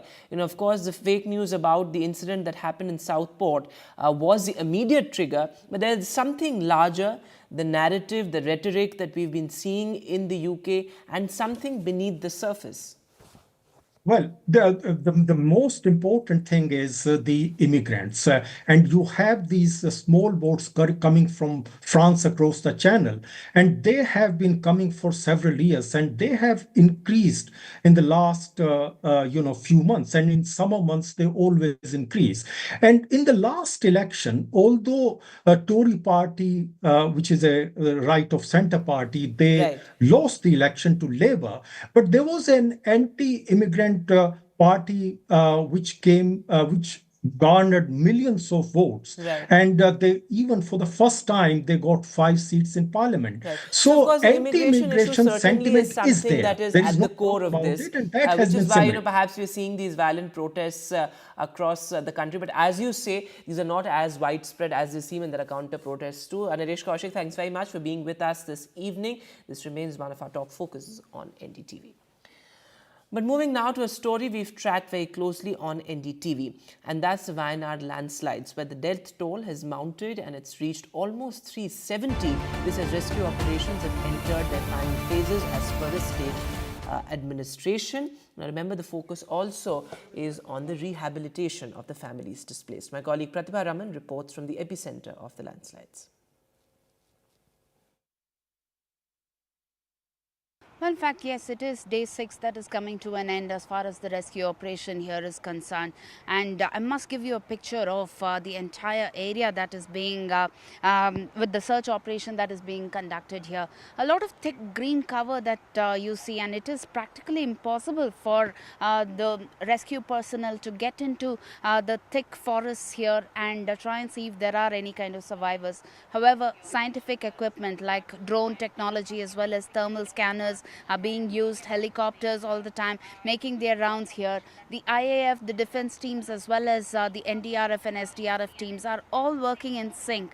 Very, very distressing and disturbing. Yes, I've been reporting here for the last 6 days, and still there are people who come back to the same site trying to see if they can find their near and dear ones. Most of them who seem to be still in the hope of finding their near and dear ones alive, if not buried in the depths of those landslides there. So a lot of them who are unable to even claim the bodies of their near and dear ones. So these are the kind of disturbing scenes that we get to witness here at Wayanad, and it is definitely going to take quite some time before they realize or come to terms with life and try and see how they can restart their life. All of them living in a life of uncertainty at this point in time, and it is going to take quite a while before normalcy returns here. But in the meantime, yes, there is politics on the other hand, but rescue and relief seems to be one of the most one of the prime factors that needs to be considered at this point in time, and that's the sentiment being expressed by the rescue personnel as well as the survivors here. And well, NDTV is doing its bit with our Care for Kerala campaign, and if you wish to donate, you can use the credentials and the details flashing on your screen.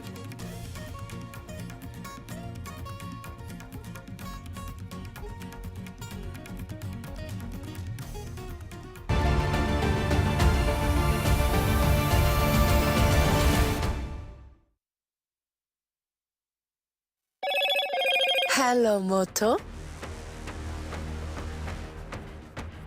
Motorola Razr. Get the magic of the best working for you now. Link your payment cards once, collect rewards forever.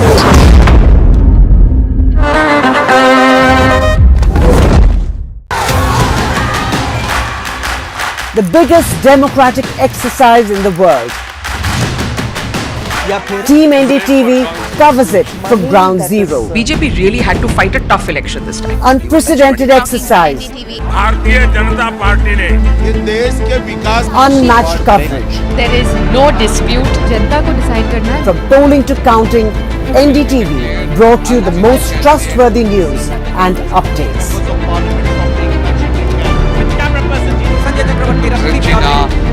Elections mean NDTV.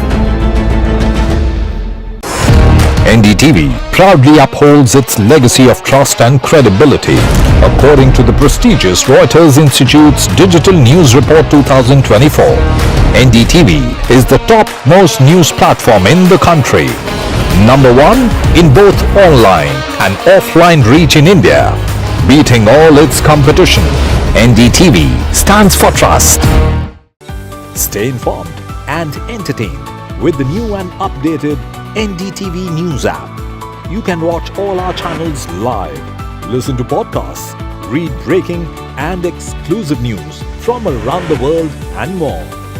Download the NDTV app today and get access to the best journalism and storytelling on your smartphone or tablet.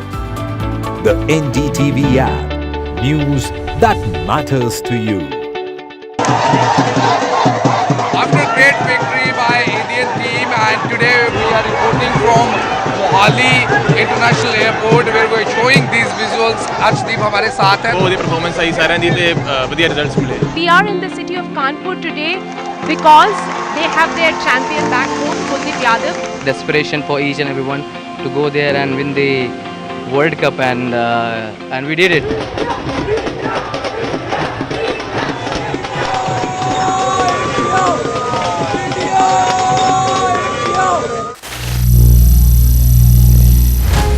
Some people say the metaverse will only be virtual. One day this lecture hall will be made of code, and driverless cars would be trapped in intersections. But even in this maze of the future, you can't wish away health. It's time to become more resilient.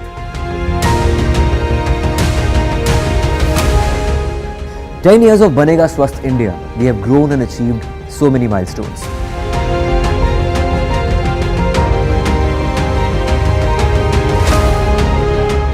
And now I have a plan to beat the urgency, to stop breathing with difficulty, to relieve getting choked with inactivity.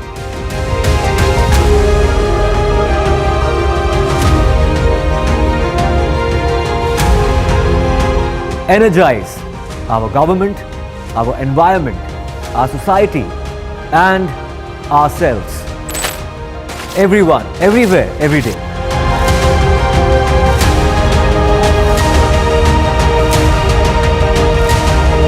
Banega Swasth India.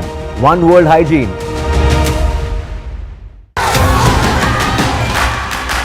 The biggest democratic exercise in the world. Team NDTV covers it from ground zero. BJP really had to fight a tough election this time. Unprecedented exercise. Bharatiya Janata party ने ये देश के विकास Unmatched coverage. There is no dispute. जनता को decide करना है. From polling to counting, NDTV brought you the most trustworthy news and updates.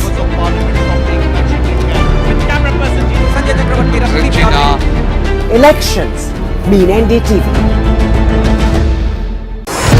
NDTV proudly upholds its legacy of trust and credibility. According to the prestigious Reuters Institute's Digital News Report 2024, NDTV is the top-most news platform in the country. Number one in both online. Hello, Moto. Motorola Razr 50 Ultra comes with Google Gemini.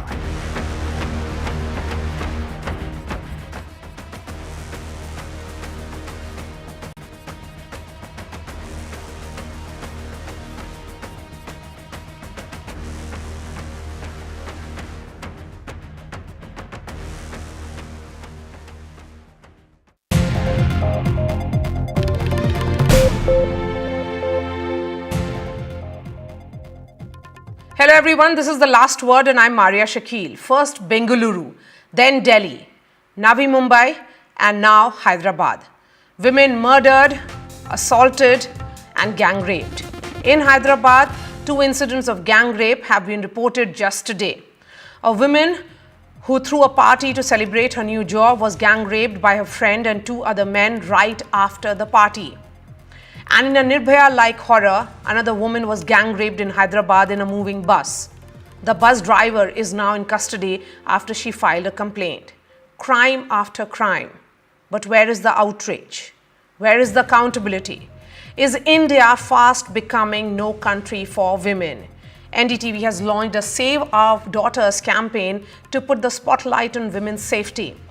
And with Parliament in session, I have with me 4 women MPs joining us in our effort to make cities safe for women. Aprajita Sarangi is Member of Parliament of the BJP from Orissa.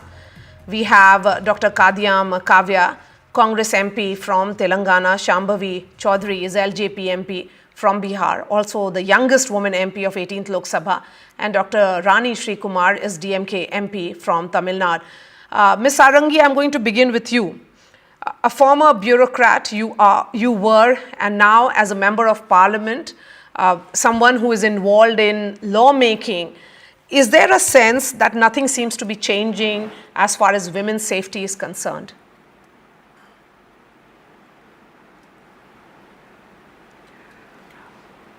At the outset, I must thank you that you have brought us to the table for discussing a topic which is of immense relevance: safety of women, safety of our daughters.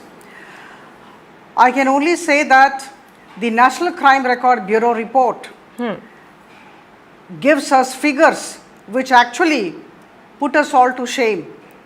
The World Health Organization reports that approximately 30% of women globally experience violence of different kinds in a particular year. And this is reflected all over the world, but more so in India. I belong to the ruling party, but still, being a woman, I can only say that all of us need to put our minds together and really, join hands, cutting across party lines to ensure that our women and our daughters are safe and sound. We have to work for their economic empowerment, and we have also to ensure that we uphold their dignity and we ensure their safety and security. I very much appreciate the topic that you have brought us to for discussion. And if you go through the 2022 report, the NCRB, the National Crime Record Bureau report, you will be aghast if you see that 4,45,256 cases in 2022 related to violence against women, violence, physical, sexual, mental, of any type. And if you look at this figure, 4,45,256, it translates to almost 51 FIRs per hour. So I think, cutting across party lines, I reiterate, we all need to sit together and think as to what we do. The government has been doing, but yes, I can only say that the laws have to be grounded. The laws have to be implemented in right earnest, and societal attitudes need to change. Ma'am, before I bring in others, I also want to understand from you, because you have been, as I said, a former bureaucrat yourself, and now a member of Parliament. Do you see this as a law and order problem, a societal problem? Mindset has to change, or will it ever change? Because we keep talking about it, and there'll be candlelight marches, there'll be concerns, there will be some kind of outrage, but everything seems to be very, very temporary and short-lived. See, there are 2 aspects of the coin. One is preventive and the other is punitive. Why do we go to punitive if we can take preventive actions? There has to be a lot of focus on education and awareness, not only of girls, but also of boys. It's very important to educate the boys. We have to create an environment within the home and outside the home where sons, where brothers, where males start respecting women, or the girls, or the sisters, or the daughters. It's very important. And at the same time, I can only say that there has to be focus on economic empowerment of women. Yes. For that matter, they have to earn money. If they earn money, if they have money in their pockets, they would definitely be much more confident and they would be able to handle their issues with a lot of responsibility. But at the same time, I can only say that there are very good laws that have been formulated by the parliament, by the concerned state governments. As we know, law and order is a state subject. It's in the 7th schedule of the constitution. It's a state subject. So state has a major role to play here. But in the parliament also, a couple of laws have been drafted.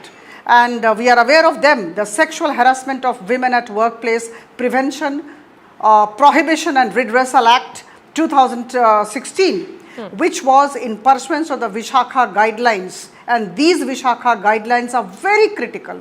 If they are grounded, if they are implemented in right earnest, I think half of the problems are over.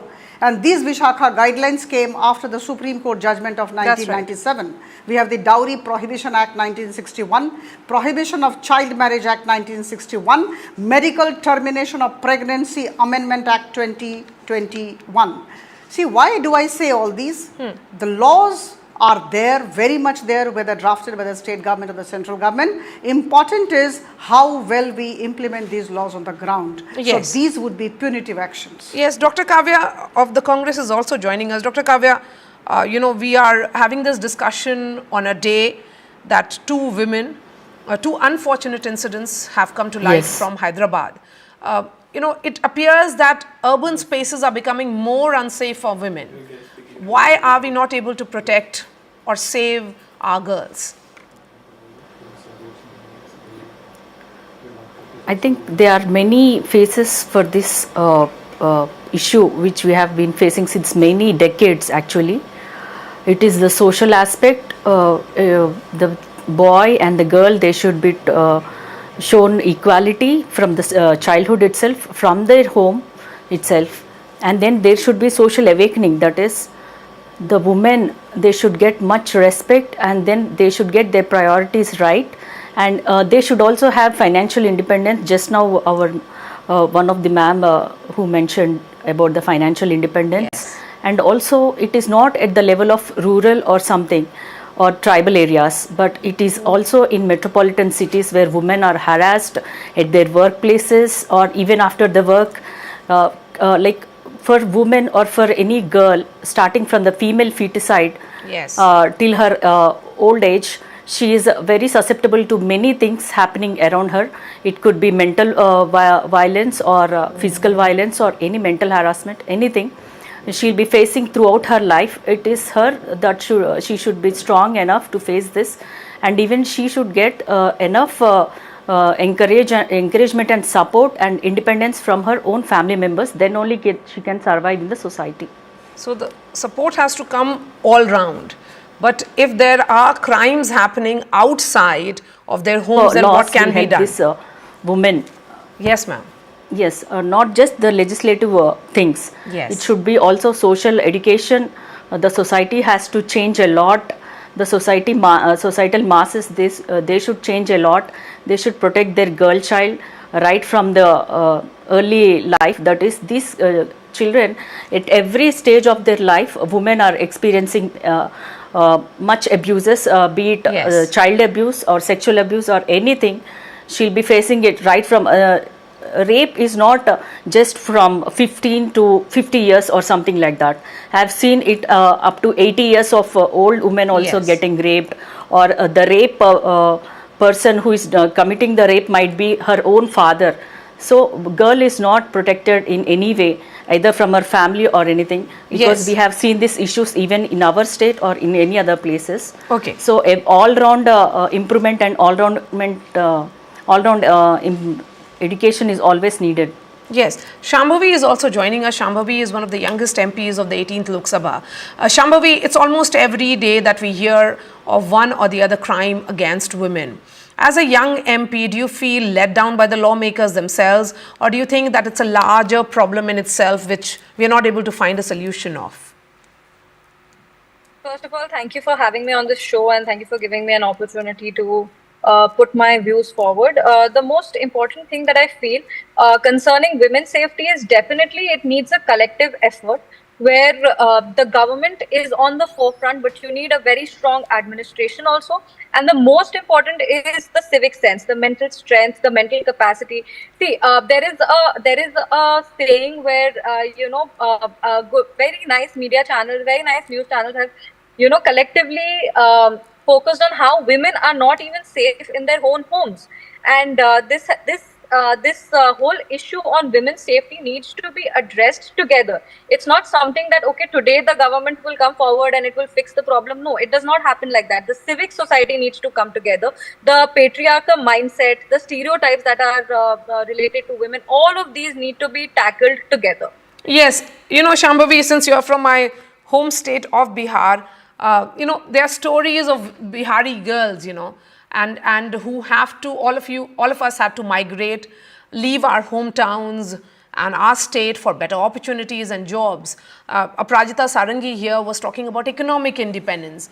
But here, when we look at that incident which happened in Bengaluru, the girl was from Bihar. She was, of course, looking for better opportunities, education or work. And then she had to face that kind of crime. First you leave your home and now you're feeling unsafe also in a town which is supposed to be a modern town. Do you think it's difficult for women to speak to their parents as well about their challenges? Definitely.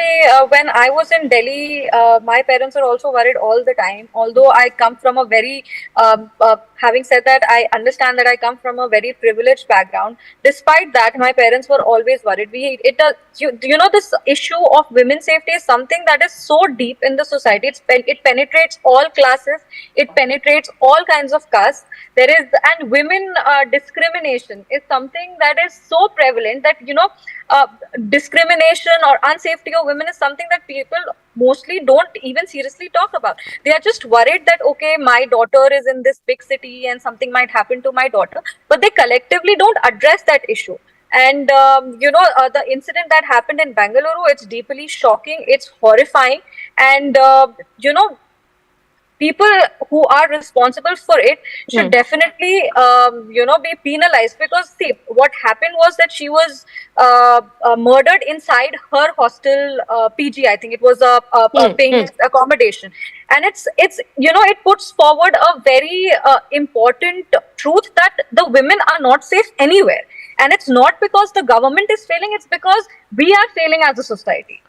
Okay, so if it is a societal problem, Aprajita Sarangi, where is the solution then? Definitely, I think.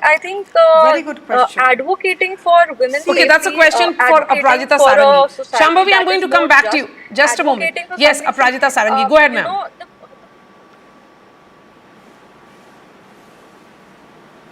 See, there can be two approaches. One, of course, is from the government side. There is the concept of gender budgeting. When for the past 2 days I was sitting in the Lok Sabha, I was actually talking to all the ministers and asking them as to what have you kept under the budget gender. And that's the gender budgeting, which is a lovely concept. And most of the ministers talked about their gender budgeting segment. 6.5% of 2024-25 budget pertaining to different ministries put together is under the head gender budgeting. So it's very good. There are many schemes, many laws, and the two major laws that have come now, the Bharatiya Nagarik Suraksha Sanhita and the Bharatiya Nyaya Sanhita, they have included a chapter on safety of women, on empowerment of women, which is highly welcome. But then everything boils down to the quality of implementation of all these laws, all these schemes on the ground.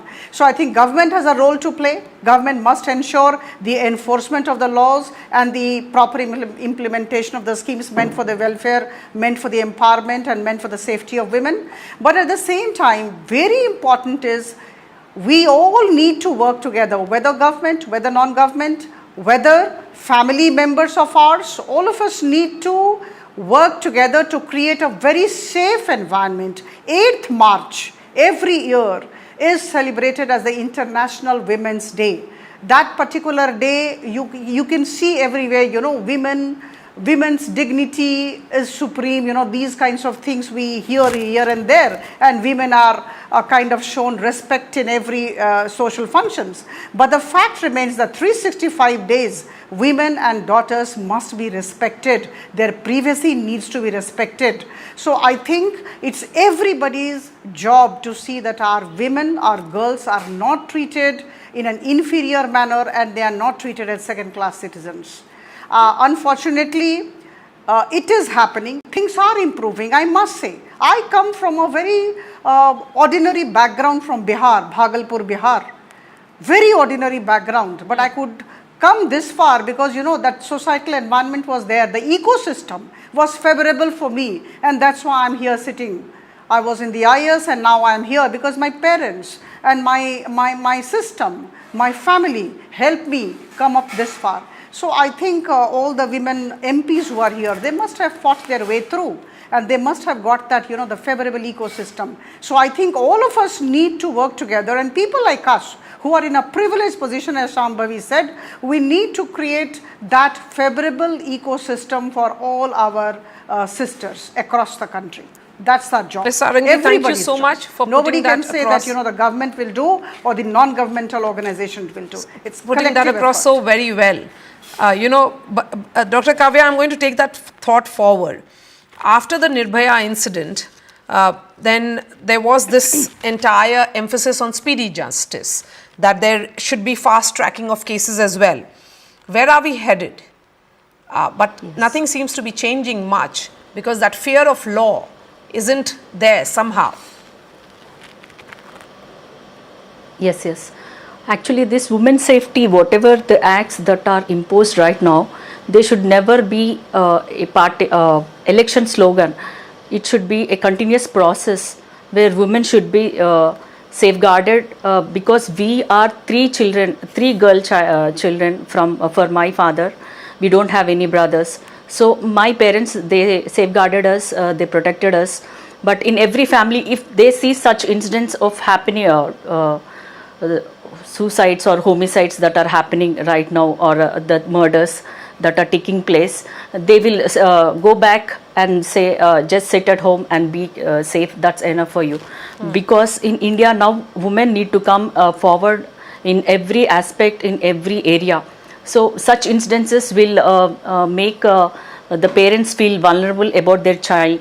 So I feel these fast track courts, they should work very sincerely and effectively around the clock and give justice, so that the other persons who are thinking of committing such crimes, they should step back, and then the society should be a little more comfortable and secured for the women who are stepping out of their houses for a better life which they have dreamt since many years.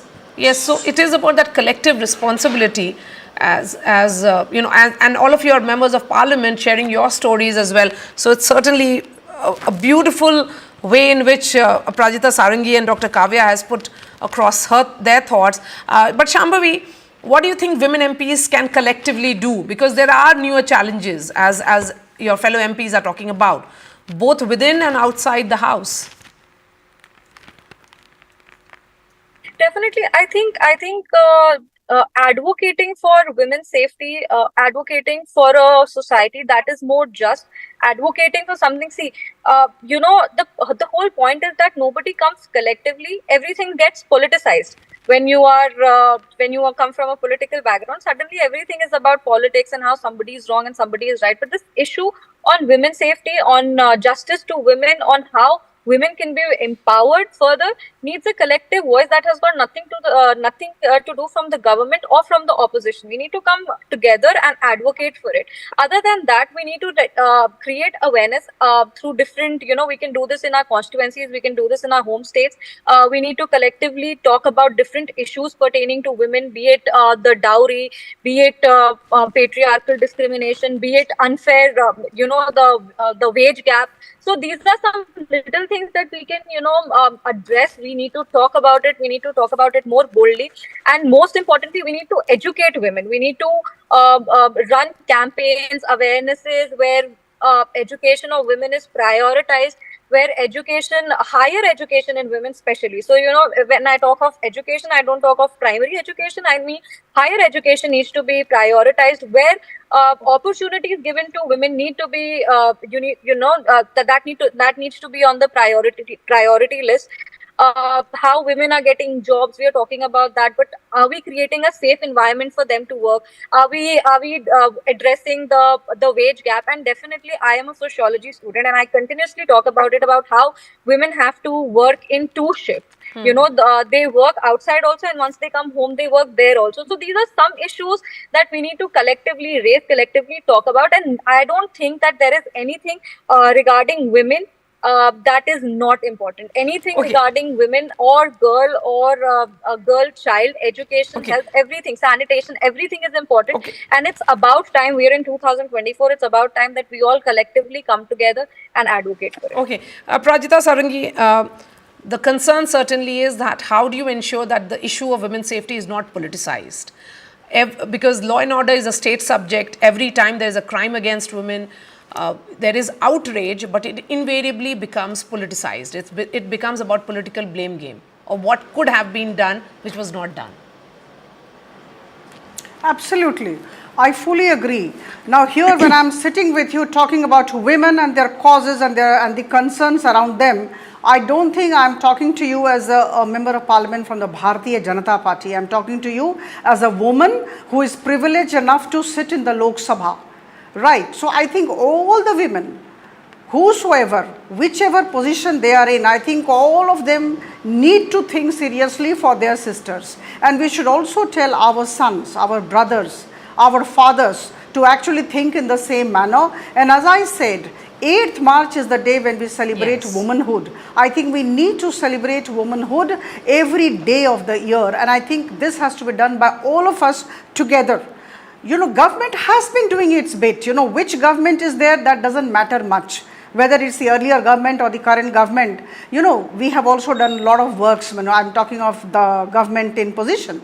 And the earlier government also must have done their bit. So I think there is no competition as far as this is concerned.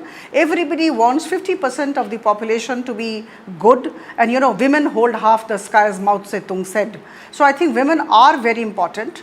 And 140 billion population, 50% are women. In my state also, 50% of the 4.5 crore population in Odisha are women. So I think we cannot think of progress of a state or progress of the nation if we don't actually bring up this half of the population. Take it up as a challenge. So I think we need to rise together. It's very rise important together to protect women, to save our daughters. Dr. Kavya, a quick 30 seconds. Society has to play its role. But yes, I would like to emphasize something. Yes. Pardon? I would like to say this with a lot of emphasis. Yes. The laws, which are very stringent in nature, have to be implemented forcefully, and there has to be fear of law. I think somebody said when we started our conversation, there has to be fear of law. So this comes in the category of punitive actions. Why does it happen? How can it happen? If the person, the perpetrator of the crime, knows that what's coming if he does this. Absolutely. I agree with you that fear of law is a must. Dr. Kavya, quick 30 seconds to you, ma'am. Go ahead. These instances that are happening that make everybody feel their heart sinking should not fade away over a period of time, because every time we see some instances which shake whole country regarding the things or harassments or the murders that are happening to this woman or child, girl child, at a very young age also sometimes, irrespective of caste, religion, anything. Everybody, we all women should first come together and fight for this cause, sensitize the family, sensitize the society, and also the boys. Absolutely, in the I agree with you, Dr. Kavya. Women should Prajita Sarangi and Shambhavi, thank you so much for joining our campaign, Save Our Daughters. Of course, this is our top focus here on NDTV. The issue of safety of women should not be about just candlelight marches and outrages which are temporary in nature, but it should be a campaign which is more holistic in nature, which actually leads to change on ground. That's all from me. Thanks so much for watching.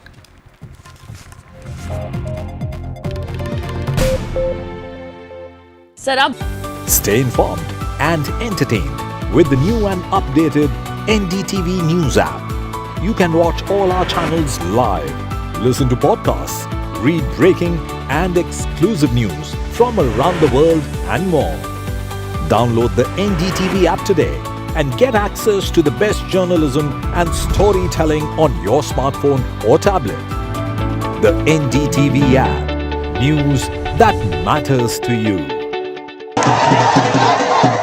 After a great victory by Indian team, and today we are reporting from Awami International Airport where we are showing these visuals. Arshdeep हमारे साथ हैं. बहुत performance आई सारे दी थे बढ़िया results मिले. We are in the city of Kanpur today because they have their champion back home, Kuldeep Yadav. Desperation for each and everyone to go there and win the World Cup, and we did it.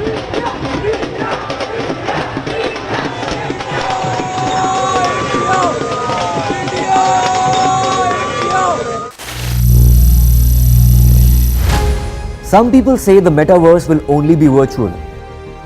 One day this lecture hall will be made of code, and driverless cars would be trapped in intersections. But even in this maze of the future, you can't wish away health. It's time to become more resilient.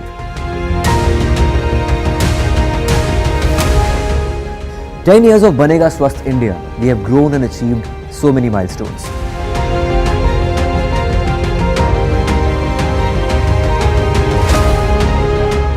And now I have a plan to beat the urgency, to stop breathing with difficulty, to relieve getting choked with inactivity.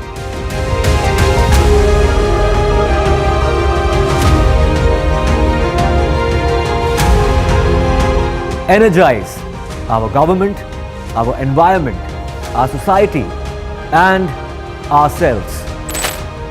Everyone, everywhere, every day.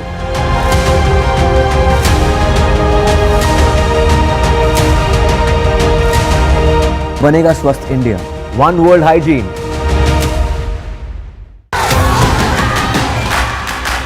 The biggest democratic exercise in the world.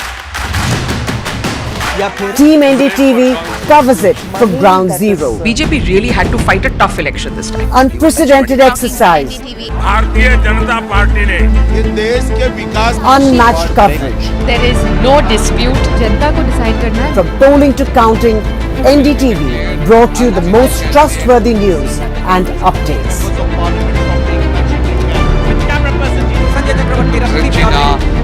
Elections mean NDTV. NDTV proudly upholds its legacy of trust and credibility. According to the prestigious Reuters Institute's Digital News Report 2024, NDTV is the top-most news platform in the country. Number 1 in both online and offline reach in India. Beating all its competition, NDTV stands for trust. Stay informed and entertained with the new and updated NDTV News app. You can watch all our channels live, listen to podcasts, read breaking and exclusive news from around the world and more. Download the NDTV app today and get access to the best journalism and storytelling on your smartphone or tablet. The NDTV app. News that matters to you. After a great victory by Indian team, and today we are reporting from Awami International Airport where we are showing these visuals. Arshdeep हमारे साथ हैं. बहुत performance आई सारे दी थे बढ़िया results मिले. We are in the city of Kanpur today because they have their champion back home, Kuldeep Yadav. Desperation for each and everyone to go there and win the World Cup, and we did it.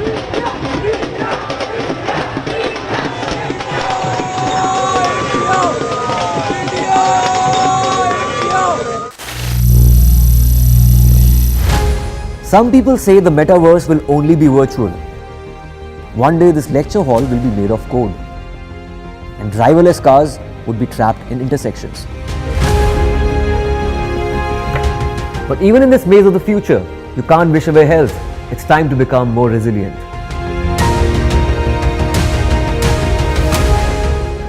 "10 years of Banega Swasth India, we have grown and achieved so many milestones.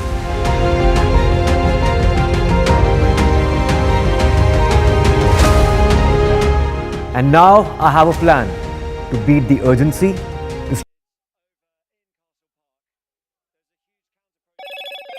Hello, Moto. Motorola Razr 50 Ultra comes with Google Gemini.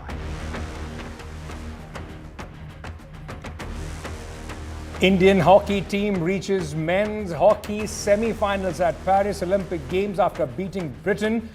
India beat Great Britain in a shootout 4-2 after keeper Shrijesh made 2 brilliant saves.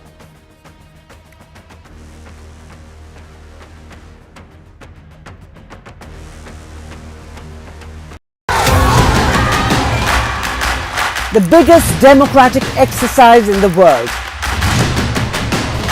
Team NDTV covers it from ground zero. BJP really had to fight a tough election this time. Unprecedented exercise. Bharatiya Janata party ने NDTV proudly upholds its legacy of trust and credibility. According to the prestigious Reuters Institute's Digital News Report 2024, NDTV is the top-most news platform in the country. Number 1 in both online and offline reach in India. Beating all its competition, NDTV stands for trust. Stay informed and entertained with the new and updated NDTV News app. You can watch all our channels live, listen to podcasts, read breaking and exclusive news from around the world and more. Download the NDTV app today and get access to the best journalism and storytelling on your smartphone or tablet. The NDTV app. News that matters to you. After great victory by Indian team, and today we are reporting from Awami International Airport where we are showing these visuals. Arshdeep हमारे साथ हैं. ਉਹਦੀ performance ਆਈ ਸਾਰਿਆਂ ਦੀ ਤੇ ਵਧੀਆ results ਮਿਲੇ. We are in the city of Kanpur today because they have their champion back home, Kuldeep Yadav. Desperation for each and everyone to go there and win the World Cup, and we did it.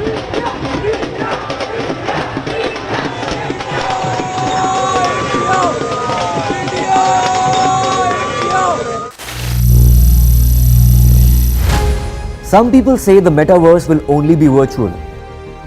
One day this lecture hall will be made of code and driverless cars would be trapped in intersections. But even in this maze of the future, you can't wish away health. It's time to become more resilient.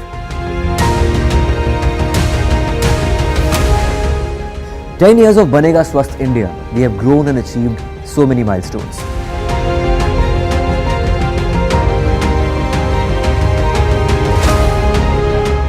And now I have a plan to beat the urgency, to stop breathing with difficulty, to relieve getting choked with inactivity.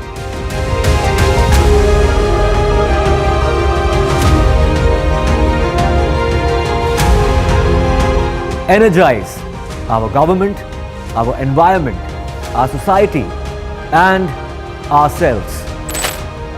Everyone, everywhere, every day.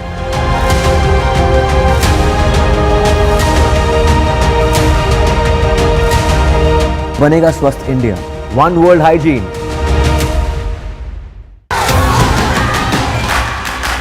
The biggest democratic exercise in the world. Team NDTV covers it from ground zero. BJP really had to fight a tough election this time. Unprecedented exercise. Bharatiya Janata party ने देश के विकास Unmatched coverage. There is no dispute. जनता को decide करना है. From polling to counting, NDTV brought you the most trustworthy news and updates.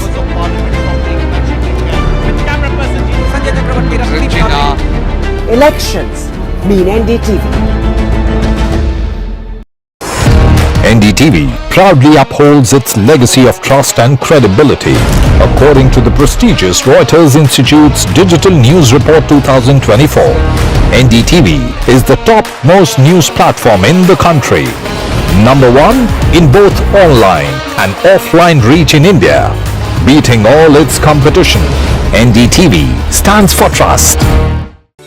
Stay informed and entertained with the new and updated NDTV News app. You can watch all our channels live, listen to podcasts, read breaking and exclusive news from around the world and more. Download the NDTV app today and get access to the best journalism and storytelling on your smartphone or tablet.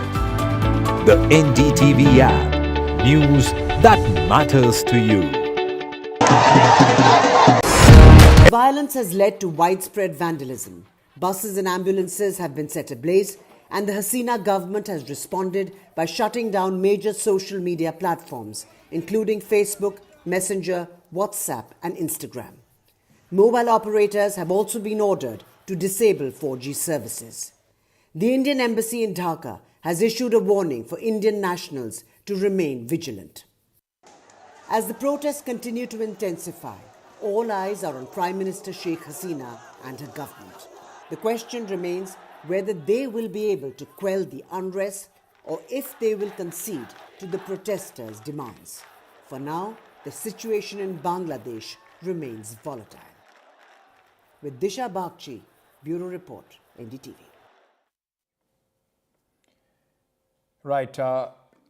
Okay, so just try and understand. Because remember, ladies and gentlemen, whatever is happening in Bangladesh will have repercussions in the larger region as well. India has also issued an advisory to its residents in Bangladesh to be very, very careful. I'm joined by Ms. Veena Sikri, former diplomat and somebody who keeps a very, very close eye on developments, in fact, in the region. Ma'am, thank you for speaking to us. I just want to understand from you to begin with, just put it in perspective for our viewers. Is this the biggest challenge that Sheikh Hasina is facing in the recent times of her political career? Sheikh Hasina has been in power. This is her fifth term in power, fourth consecutive term, and one term earlier. So she has been in power. She's been Prime Minister for 20 years. And as such, she has been through a lot. I mean, there have been attacks on her life when she was in opposition. We saw even this time, soon after her taking over, there was the attack on the border roads, the border guards, Bangladesh, which is early known as the BDR. Bangladesh Rifles, and those things were all directed against attacks against her. The Rohingya problem also, when it happened, was really seen in by many as really trying to Pakistanis crack down. Yahya Khan left Dhaka after the failure of negotiations. Their first target after Sheikh Mujib and sending him off to West Pakistan was the Dhaka University, and to get the students, and get attacking them, killing them in large numbers, the students, the faculty, the intelligentsia, all that. So they're very important. The same Awami League government who was there in 72 and gave the 30% reservation to the students for all civil services and public sector undertaking. The same Awami League government led by Sheikh Hasina in 2018 when the students protested against the 30% reservation, saying that we need jobs. She herself gave up the reservations. She abolished